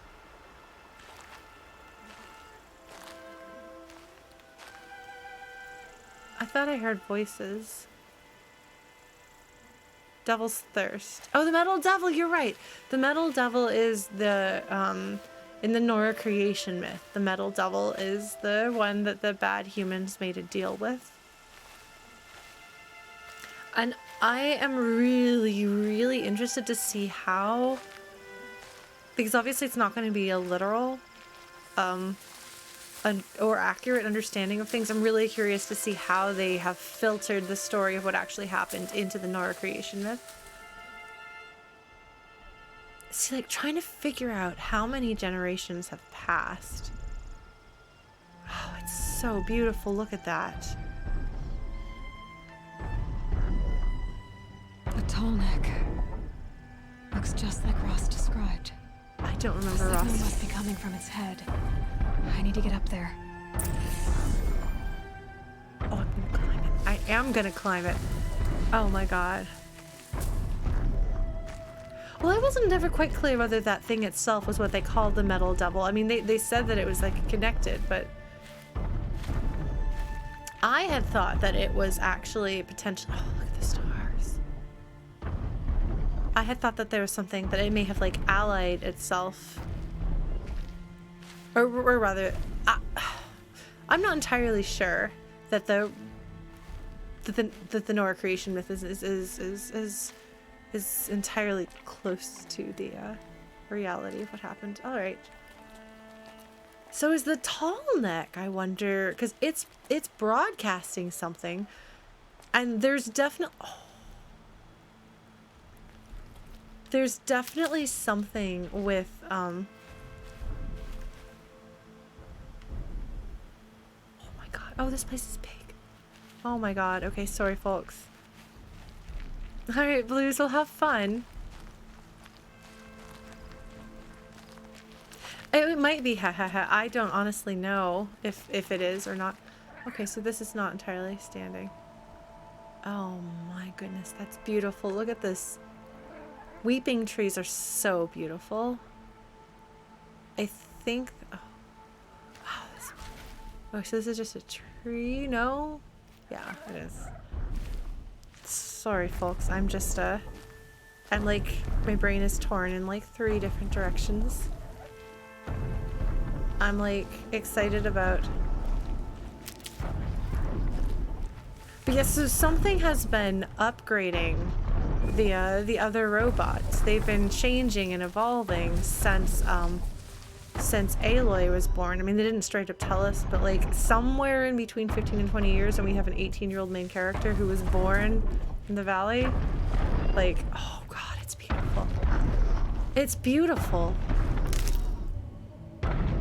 I need a hook shot. I need a hook shot.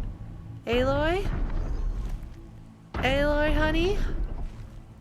Have you got any inspiration for how to make a hook shot? I hear a piggy. I'm gonna go in here. Wait, what's that? Oh. Watcher. What is a watcher? Are those the little raptors? Oops. Yes, those are the raptors. Okay. Yes, that is correct. I like hook shots a lot. Wow. Oh, this is gorgeous. And just like the fact that everything here is still standing after so much. And then you look at the Nora, and they're much simpler. Oh man, how am I gonna get up there? Aloy, honey, you've got to give me something to work with. It's magnificent, though.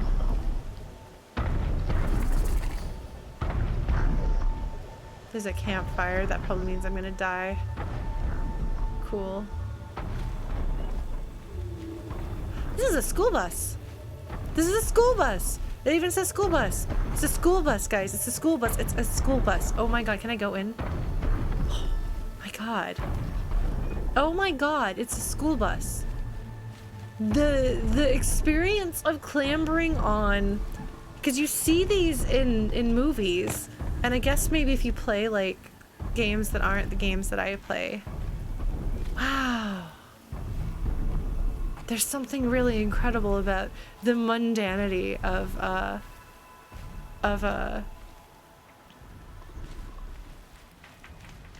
oh, hold on, this is not good. I hear a dinosaur. Where? Oh, no, I don't want that. Oops. No, I want to do this. Sorry, folks. I try to shut down, but I'm not shutting down because there's just too much good stuff that I want to keep doing. Is that a water tower? Can I climb up the water towers and then climb from there or jump onto it? There's a lot of really tall buildings and things around here. Oh my goodness. I'm sorry, we're gonna just kind of take a look.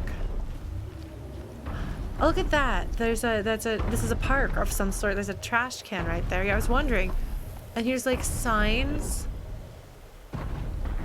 Interstate something, maybe? You can almost read it, but you can't quite. My controller is shaking.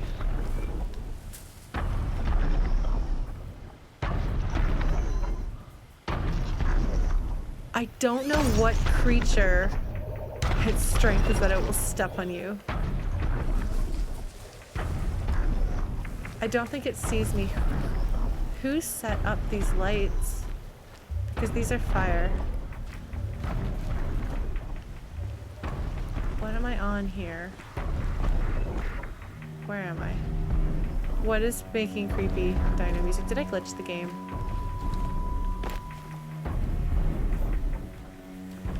I hope that the creepy dino music is because there's a giant this and not... Oh, you know. Those that see me.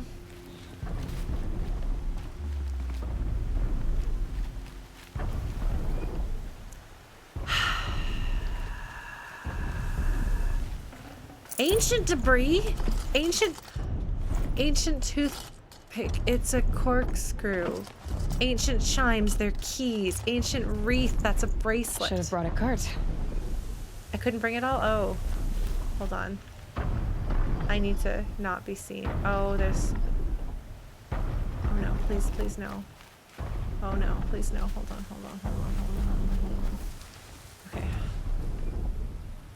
Okay. Alright, that guy's... There's something else right there that I need to get. That. Please don't see me. Nothing to see here. Nothing to see here, friend. That is... Nothing to see here, buddy. Nothing to see here. That's another thing. No, not the Tallneck. Please don't step on me, Tallneck. Okay, hold on. We're gonna make my inventory bigger. That's what we always do. How do I do that? Modifications? No. Resources, outfits, treasure boxes, ammo. How do I do this? Crafting, thank you. Yeah, I just had to not take them because my carry capacity is not enough. Oh, I don't have enough meat. Oh, you gotta be kidding me. I haven't been shooting enough animals and I can't do that right now. Alright. What do I do? What do I do? Bony meat. Ancient wreath. This common item of the ancients offers good value when sold to merchants. Marking shows Red Rock Handbag Company. That's fascinating. Used for selling for metal shards. Okay, stuff that's safe to dump. Alright, should I like dump? I'm gonna dump this. Because I have so many sticks. I don't need all those sticks. What else can I dump? I don't know that I'm gonna use...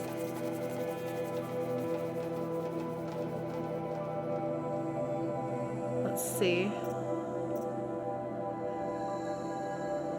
The roots. Yeah, okay. Because I feel like I probably won't be doing a lot with them for a while. Okay. Oh, all that stuff dropped out here. Okay. That guy went away. Okay, so while you're in your menu, time passes, apparently. I think. Because that guy, yeah, that guy left. Okay, cool. Alright, cool. I'm gonna come back here. I'm gonna take all. I'm gonna take a look at those, however.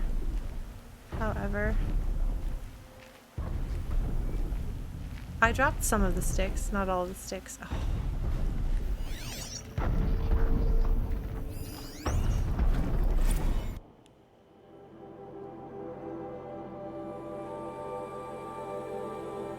Alright. Haere Mai program attracting young people back to New Zealand. 2036 submergent. Okay, sorry, I said I was going to read these out loud, didn't I? Auckland. Please forgive me, by the way, I'm going to pronounce things, I'm sure, badly. January 1st, 2062. These are close in time, right? No, that one was January 9th, 2061. This is January 1st, 2062.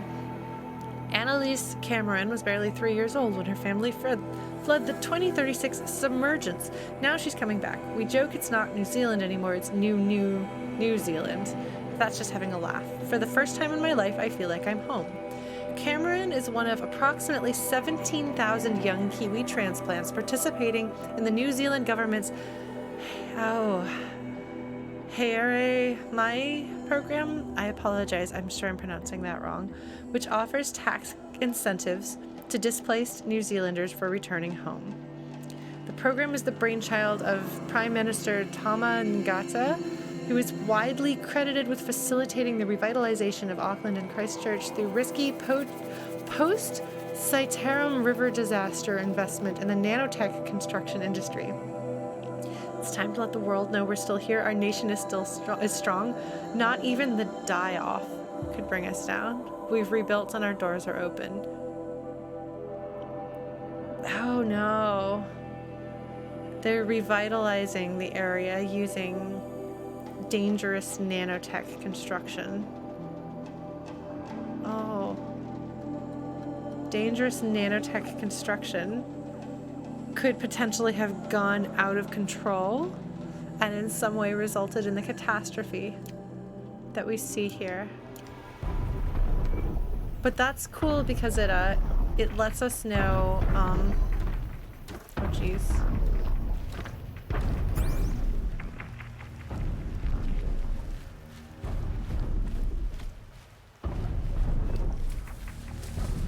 It's cool because it lets us know, I feel like I wasn't there before. Is he only here because it's nighttime? I wonder. Yeah, so bad things have happened by that point. But the bad stuff that had happened sounded like,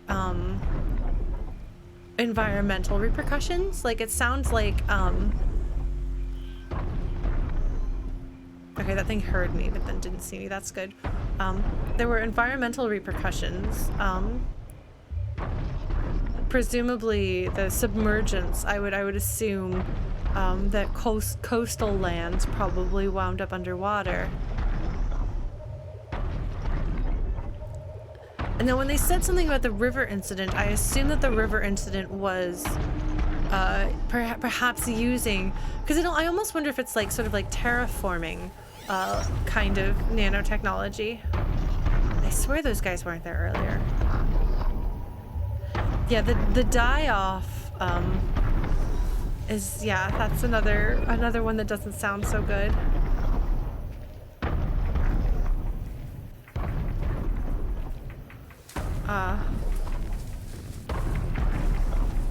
There's a bunch of animals there.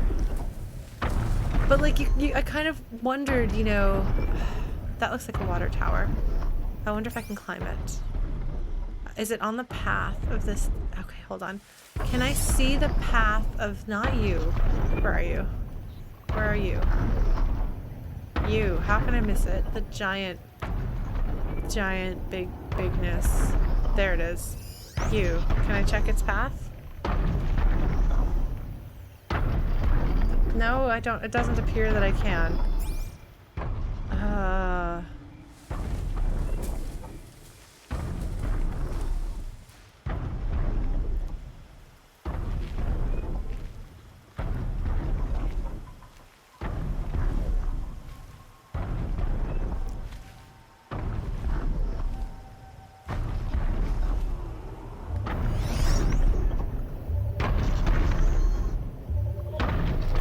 Oh my god, is it coming towards me? Did it just start glowing? Has it been glowing this whole time? Are these cars? These are cars? These are cars.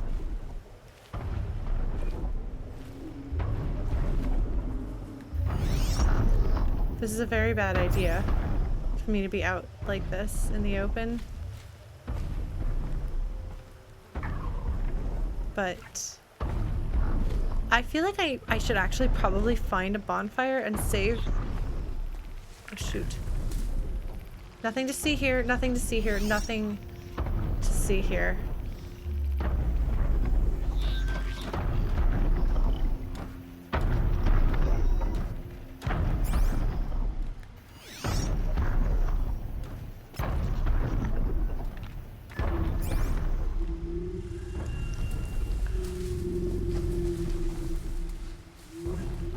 Well, I mean, like, I feel like I should probably, like, I'm gonna want to sink my teeth into this more fully, and I think it's getting late enough that I probably shouldn't.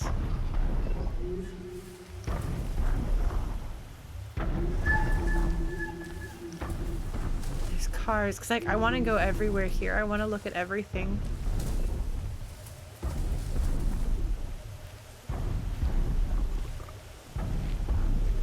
Okay.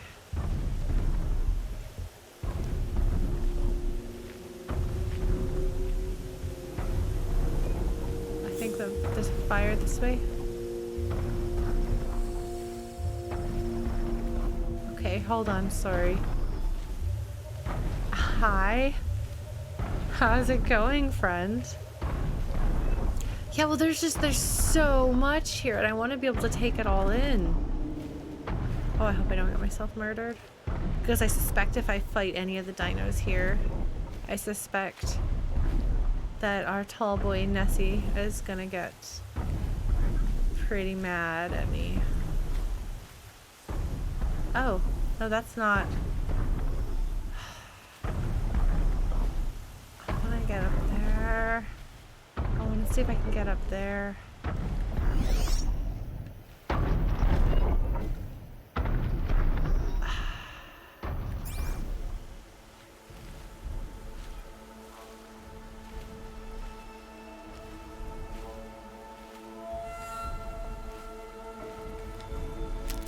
Survived another dawn. I suspect the nights will be harder. Sorry, I'm just like so distracted by like literally everything here. I mean, just look at the rising sun. Just look at that pink light. Just look at it coming down that wall. Isn't that glorious? Like, yes, it's, you know, ruin and destruction, but it's beautiful, isn't it?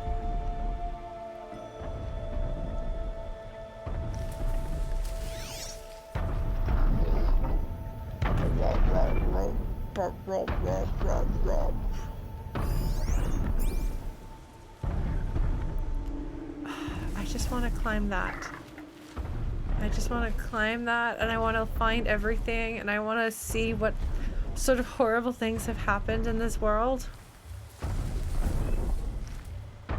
Because one of the powerful things about telling stories is they let us explore the possibilities of how things could go wrong, yes, but they also help us explore possibilities of how things could go right, how things could be better, and also how we can avoid, in our world, some of what went wrong in their world. Are there other dinos? There are. But they're over there. Where are they? I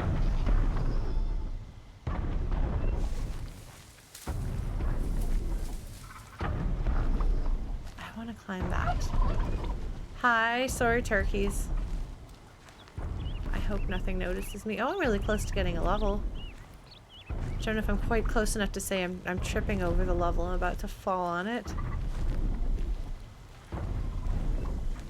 I could take those guys down. My problem is that I'm worried that the big guy might in some way amplify them. What is that showing up on my map? Hold on. I mean, I doubt this structure has enough integrity to safely let me climb it. But I have to investigate just in case, you know?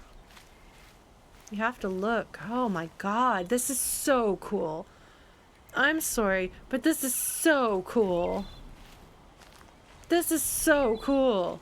This is so cool. Cube? Oh. Oh. Oh. Oh.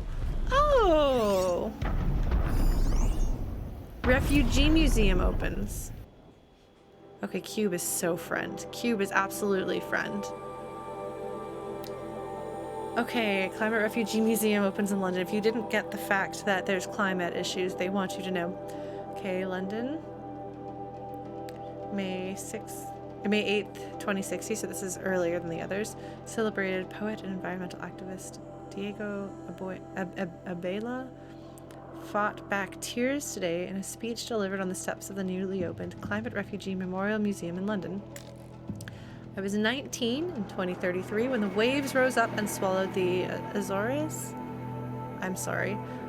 He said, the waves swallowed my home. The next decade of my life I would spend behind the walls of the Thamesmead Emergency Relocation Facility, starving at day, freezing at night, contending with scorn, disgust, and abuse from the very people charged to care for me.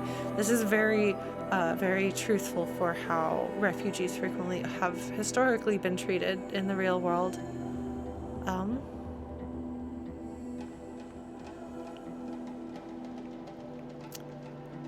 Still controversial police actions of 2038. It's an uprising, not a riot, as your hollow pages still call it. I saw men and women crushed beneath the jackboot heel of a panicking power structure. The difference between uprising and riot, protest and riot.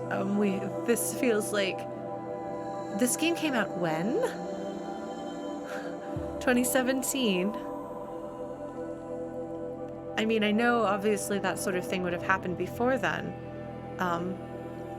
but that is how prescient of them. Like, that was very much something we saw a lot of in 2020, for example. Men and women crushed beneath the jackboot heel of a panicking power structure. Friends, lovers, I saw them die. My experience is not singular. There are 1,000... Sorry, I can't say that. Thamesmeads. We must not allow this dark moment in our species' history to become a shrugging footnote. Oh, yes. Again, so topical is the way that a lot of... There's been a lot of discussion very recently about the teaching of terrible things that have happened and how we teach it. I suppose that's true, Justin. There was a lot. There was a lot in 2014 as well. And I suppose the Black Lives Matter protests did get called riots a lot too. I guess I've just thought so much about what was going on in 2020, you know, that it's I have to take myself prior to 2020 to remember that is a big thing. Hi, Boys Games. I love Horizon Zero Dawn so far, and also lore. I am the slowest gamer ever, and there's so much to dig into here. So welcome, and I hope you will enjoy. I don't know. We'll see how much longer I can put off the fact that I'm supposed to have shut this down an hour ago, but it's too good and interesting. Yeah, no, you're right, Green Lanyard. You're right. I had been thinking about, and especially, I mean, they must have been what takes 3 years to make a game, perhaps. So they'd had some time to think about this being a really timely issue in the middle of the creation of this game. It became such a thing that you couldn't look away, because 2020 has I mean, I don't have to tell all of you that, but it was an interesting year. Okay, Second Chance Party UK Prime Minister. Second Chance Party. UK Prime Minister Sally Bowyer was among the first to tour the new museum. Our nation totally needs this. What climate refugees endured was really bad. Oh, the writing style of the way that she talks is an intentional decision. An intentional decision. Our nation totally needs this. What climate refugees endured was really bad. It completely deserves a real space museum so we can literally stand in their remembrance and be aware and create a brighter world than what came before. I don't know what they're doing with that, but that's intentional. In contrast, opposition candidate Nigel Kearns-Bailey of the Fair Chance UK Party, so this is the Second Chance Party and the Fair Chance Party, was fiercely critical of the museum and its spokesperson. More than 1 billion persons perished in the Great Die-Off, thanks to the generosity of the UK. Our generosity. Diego Abela was not one of them. If he so hates the fact that we saved his life and gave him shelter for a decade, I suggest he went his way down to the Thames and jumped in.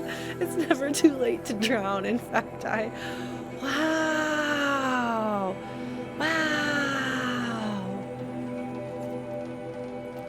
So they're right off the bat, they're making this extremely clear that this is an international problem. That whatever's going on, they are not limiting their thing. So we can throw my mini golfing out the window about what we're experiencing here being something that is constrained to one particular region. I think it's safe to say that's not the case, because they're making a big point that that this can't be like this. Everything that we're reading is too international. The fact, like, so this one is about the UK. The other one was about New Zealand, and then the first one that we encountered, it didn't even have to tell me it's the US. It's clearly the US. It's such a continuation of American politics that, like, I don't think it had any sort of location, anything specific that says where or what it is. But if you know American politics, yeah. So I'm thinking maybe not localized apocalypse. Yeah. So one thing that I will say, and this is as an observer, with so my story, such as it is like I'm Canadian American Canadian, raised in the U.S., moved to Canada a few years ago. Oh, did it say the U.S. Supreme Court? Maybe it did, Blue Glass, but I had just assumed even before, like, even without registering that, everything else about it just was phrased and structured as though it was an American story. But there's been a lot of terrible stuff happening and a lot of terrible politicians. But I will say, I hadn't really paid a ton of attention to British politics up until relatively recently. But the absolute shamelessness of the hateful things that the conservative, I don't know what the term is, Nigel here in the UK, the brazen hatefulness of what they say about groups that they look down their nose at is just, like, shocking. And yes, boys, it absolutely was the corporations can sponsor politicians as candidates for public office. That was one where I was like, oh, this is the U.S. Yeah, well, just like hearing like British politicians and journalists talk about, for example, refugees or God forbid, the way they dehumanize trans folks. Like, I was like, wow, that is not the same. Like, you will have lots of, racism and bigotry and hatefulness in the U.S., but it's a different flavor. The way that it's communicated is differently. And just seeing the way that that demographic isn't quite the right word, but that group of people in the UK phrase things, I was just like, wow. Like, that this, like, opposition candidate guy is just like, well, if he doesn't like the fact that, like, we saved his life even though we tortured him, like, he should just go jump in the river and drown. Just like, I could actually see that being said. Wow. And at least, like, in the US, like, it's somewhat rarer to have people say that out loud. That doesn't mean it is not thought, and that does not mean it is not said indirectly. It's just a difference, and especially given the reputation for, like, British culture being like they never say what they like. They're never blunt. They're very, very indirect. I think that's really funny that disconnect specifically there. Yeah. Yeah, so it's because of Citizens United and things like that it's clearly a continuation of that, which is why I was like, it's obviously the U.S. But okay, so all of these things that are happening in the world, I wonder actually if a person who is politically opposite of me reads this in this game, is their reaction to be very angry at how dare this game puts politics in it? Is their reaction to be like, this is wrong and crazy? And I don't know, I can kind of imagine some of the things they might say. Does not appear that I can climb this, which is really not surprising. Again, the structural integrity of this is maybe not safe.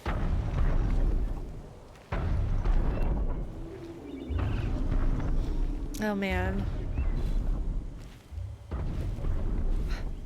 See, that would be the reaction I would hope for, because that's the kind of reaction that you can get through to somebody a little bit and get them to, because in that case that means you fictionalized it enough that it's palatable to them, and it may allow them to actually engage with the material instead of immediately shutting it out. But I'm not sure that, like, this is not subtle, so I'm not sure it would be able to do that. That's possible, Luna. Well, we don't yet know what happened to the old ones, but we're,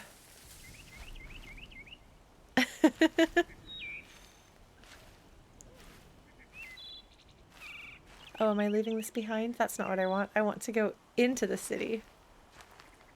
Oh, man. Whatever that bird was, I recognize it.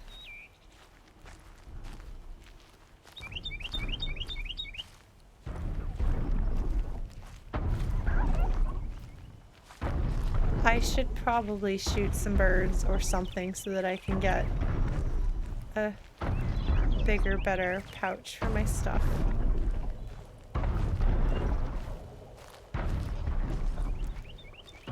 gonna go to every single ruin here. I want to see the top of the tower, but I don't think you can climb the tower. I didn't see any yellow climbability anyway. And the yellow, as has been pointed out here. Oh, hey, can I bring up a completely unrelated political thing that I have been thinking about recently? Huh, that is interesting piece of ring, and that's what I hoped for. That's one of the beauties. Oh, wait, no, this is yellow. I can totally climb this. Never mind. One of the... Can I climb it? Oh, I can. Okay. Oh, wow. Oh, I can. Oh, my goodness. Okay, hold on. We're doing this. Holy crap! Oh my goodness. Search supply crate. Who's supply crate? Okay, this is... Can't carry more. Oh my goodness. Yeah, I'm gonna need to get more... Get a bigger bag. Can I climb up more? Hunting for the lodge. You mean hunting for the lore? Excuse me. Oh, that guy thought he saw him or heard me. Scary. Oh, this does give me a pretty good... Another day. What'll this one hold? I wonder what's up there. I want to see everything.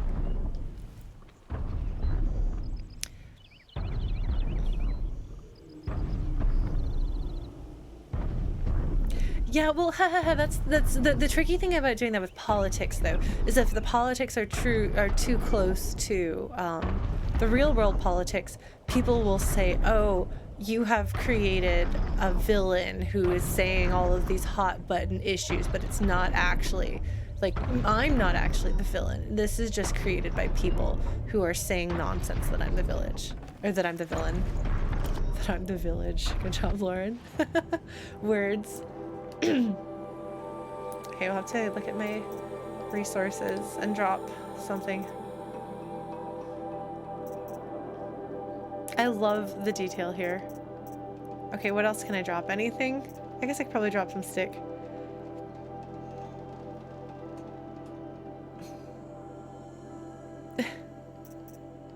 It looks like I should be able to hold more stuff. Why can't I hold more stuff? What am I doing wrong? Oh wait, potions are... Oh. Oh, my potions are separate. My potions are full. Okay. Well, that's good to know that this is here, because I might need it later. Oh my gosh. Oh my gosh. I want to go up there. Okay, Aloy, let's see, can we... Oh, shoot. Oh, good. Okay, she's better at this than I am. Oops! Never mind. She's better at this than I am, but I am not. I am bad enough at it that that even her being better at this than I am is not enough to save us, quite. Yes, true, the ultimate final boss. The true Dark Souls. That is true. We did survive. Yeah, no, Aloy is definitely better about this than I am. I'm kind of lucky that no dinosaur saw that. Although I suppose I should take out some of the raptors and not be so afraid of them. Clear that up later. Oh wait, hold on. Did I hear? Yeah, that guy did totally hear me. Nothing to see here. I want to go up there. Doors are bad. Oh man, I really need to turn around and I need to save and I need to stop playing. I really need to. I really do. I really do. Oh my god, it's so big. It's so big. It's so big. It's so big. It's so big. Do you see how big it is?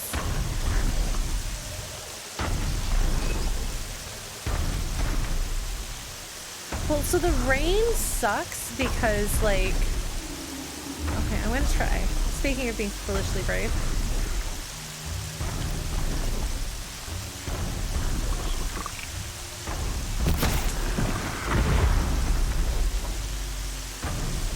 Not so bad.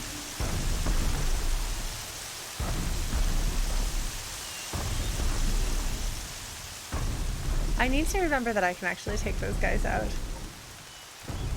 Thank you. Yeah, I don't know when or how I developed the ability to headshot guys in games like this, because I sure don't have a lot of experience playing shooters. Apparently, Chrono.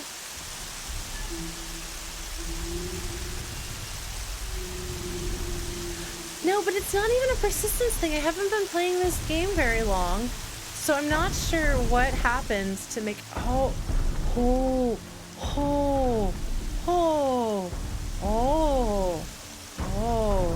I do a thing here. Okay, hold on. And that thing is going to be shooting this guy first. Hold on, I got a special gun. This is the change weapon button. This is the this button.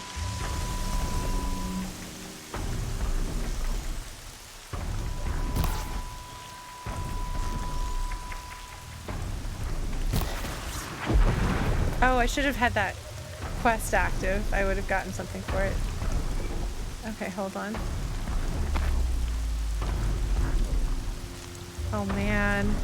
Thank you. No, it's really weird. Okay, so I mean, you can ask the folks should be a good spot for jumping who've been watching me for a while. I don't generally consider myself good at video games. I've been like, I'm bad at video games. I started playing Dark Souls as a joke.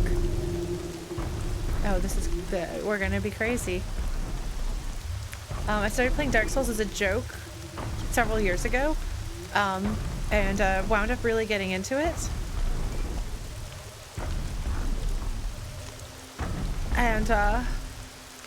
And eventually beating it, because it turns out that being very slow and patient and observant is a valid way of playing Dark Souls. And now I'm doing things like defeating optional bosses in games on my first try, and I don't quite know when that happened, but God, look at that view. But I still haven't quite caught up with thinking of myself as being able to do things. So when I sat down to play this game, and oh hello, where are you? When I sat down to play this game and immediately started headshotting dinosaurs, I was very confused. I guess so. How am I supposed to jump on that, Aloy? Oh, am I supposed to trip it? Am I supposed to trip it? Hold on. I bet I am. Yeah, maybe. Wait. Oh my God. Time to climb up to it. How did that work? Aloy? Aloy, honey. Aloy, honey. Oh my God. Oh my God. Aloy? I mean, fortunately, I'm not afraid of heights. And fortunately, neither is she. I mean, she's not afraid of anything. She's like literally fearless. Oh my God.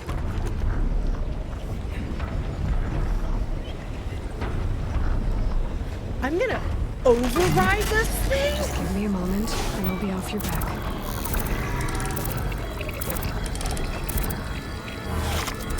Oh my God. Holy. crap! Oh, this is like...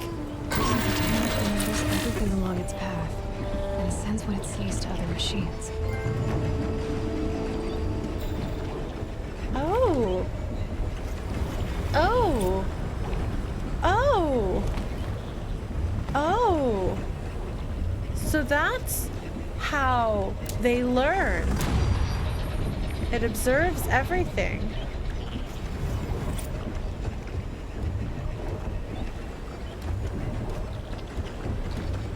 I mean, I guess I should probably rappel down, but... Oh my god. Is that where I jumped on? I'm sorry.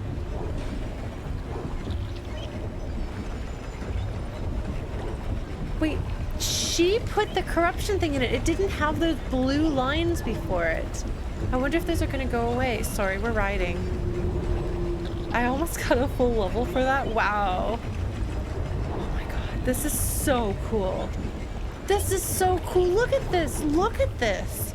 Just catching a ride on this guy right here. No, seriously, look at that.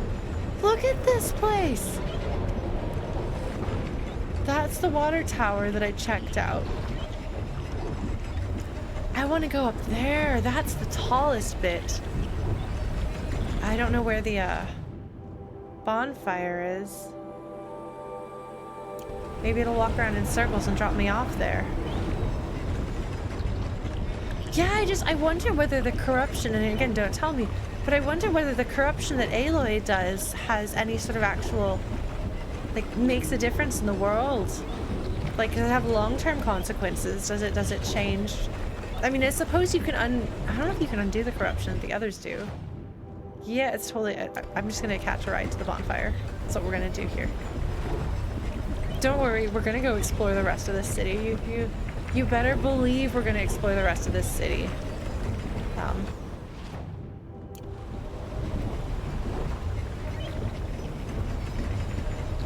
Look, the day that I stop overthinking things is the day that you know that you've got Florence the loot instead. Oh, I hear a dino. But I want to drop down here, so we're gonna... Oops. We're gonna... Oh, I wanted to rappel down. Can I not rappel down? Oh, because there's a bad guy. Okay, now we're gonna rappel down. Holy crap, Aloy!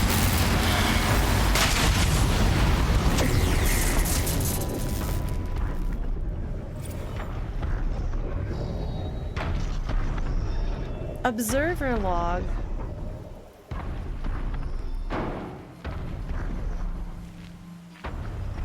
Oh, here. Oh, I've been here.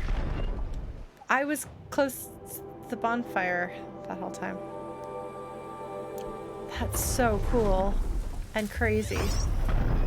All right, I suppose I can take the bad guys. I shouldn't be scared of them.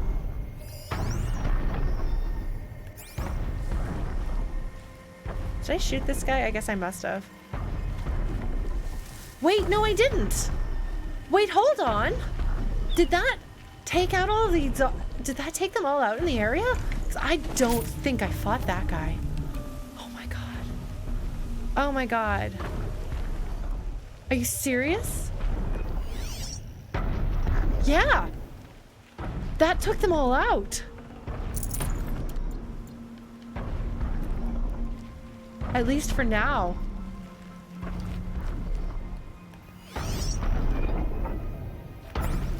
I wondered what that did. Yeah, it was like an EMP. Is that the word? An electromagnetic pulse. EMP, yeah. Wow! Oh, that's amazing! Holy crap!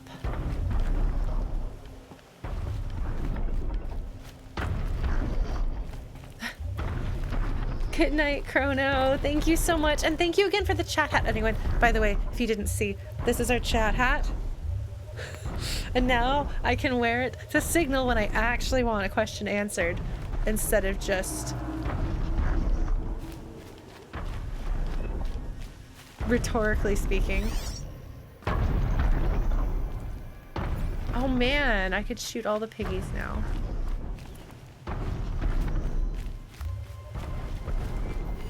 because I think that the piggies might kill me still.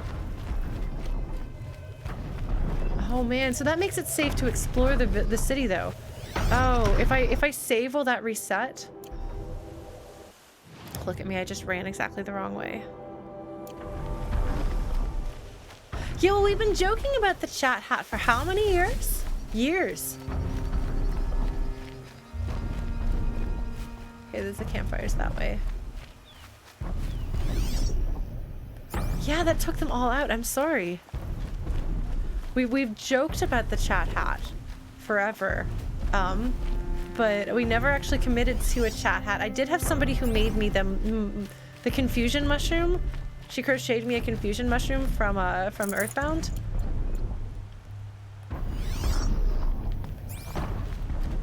But it didn't quite fit on frame and it wasn't super comfy to wear, but this hat is grand. So yeah, so that's the kind of cool place that you've come to, folks.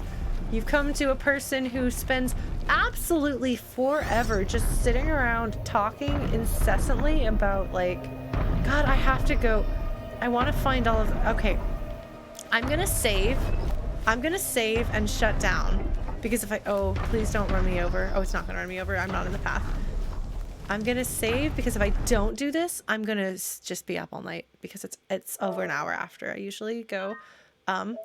And I want to be able to take my time and dig into the other things that we dig up. But yeah. So yeah, this is how I stream. This is what I do. Thank you so much. It's been really fun. Those of you who like dropped by, I really enjoyed you here. I do this every Tuesday nights at 7 Eastern. That's my time zone is when we do this. So I'm so glad that you were able to come and I hope you'll join us again. I do this same sort of thing on Thursdays with Hades. And then on Saturday right now, I'm trying to get the lore from the optional boss of Chapter 1 Deltarune. I will be doing Psychonauts 2 after that. I also do music and sometimes we'll be doing music streams and concerts and things like that if you like video game music. And I write and draw and do a lot of various miscellaneous things that you'll hear me talk about. So if any of that sounds like fun, give me a follow. And I'd love to keep in touch. And yeah. You're also welcome if you like to talk about spoilers. I have a pretty strict no spoilers for me policy, but we do have a spoiler channel on our Discord, which sometimes folks say like they don't, because there's too many Discords in the world, but when they come to watch me, they go to my Discord, they go to the special spoiler channel that I don't go to, and it's just like an extra, like, I guess MST3K popcorn like commiseration experience that can be fun. So if that sounds like your jam, you're welcome to go there. Just ask one of the mods to give you stream spoiler access, and then you'll have that for next time if you want to make it. And yeah, and then if you are interested in following me on the social medias, most of my political rants are on Twitter. But I figure you have seen the political rants in action, so you're set. Thank you so much, everybody, for joining me. It's been lovely to have you here. And I hope that you all have good evenings. Take care of yourselves. Stay safe. Stay healthy out there. And let's try to prevent the cyberpunk apocalyptic future from happening any more than it already has. I think if we work together, we can make things better than they are. And we'll see what we can do from there. All right. Take care. And I will see you later. Bye.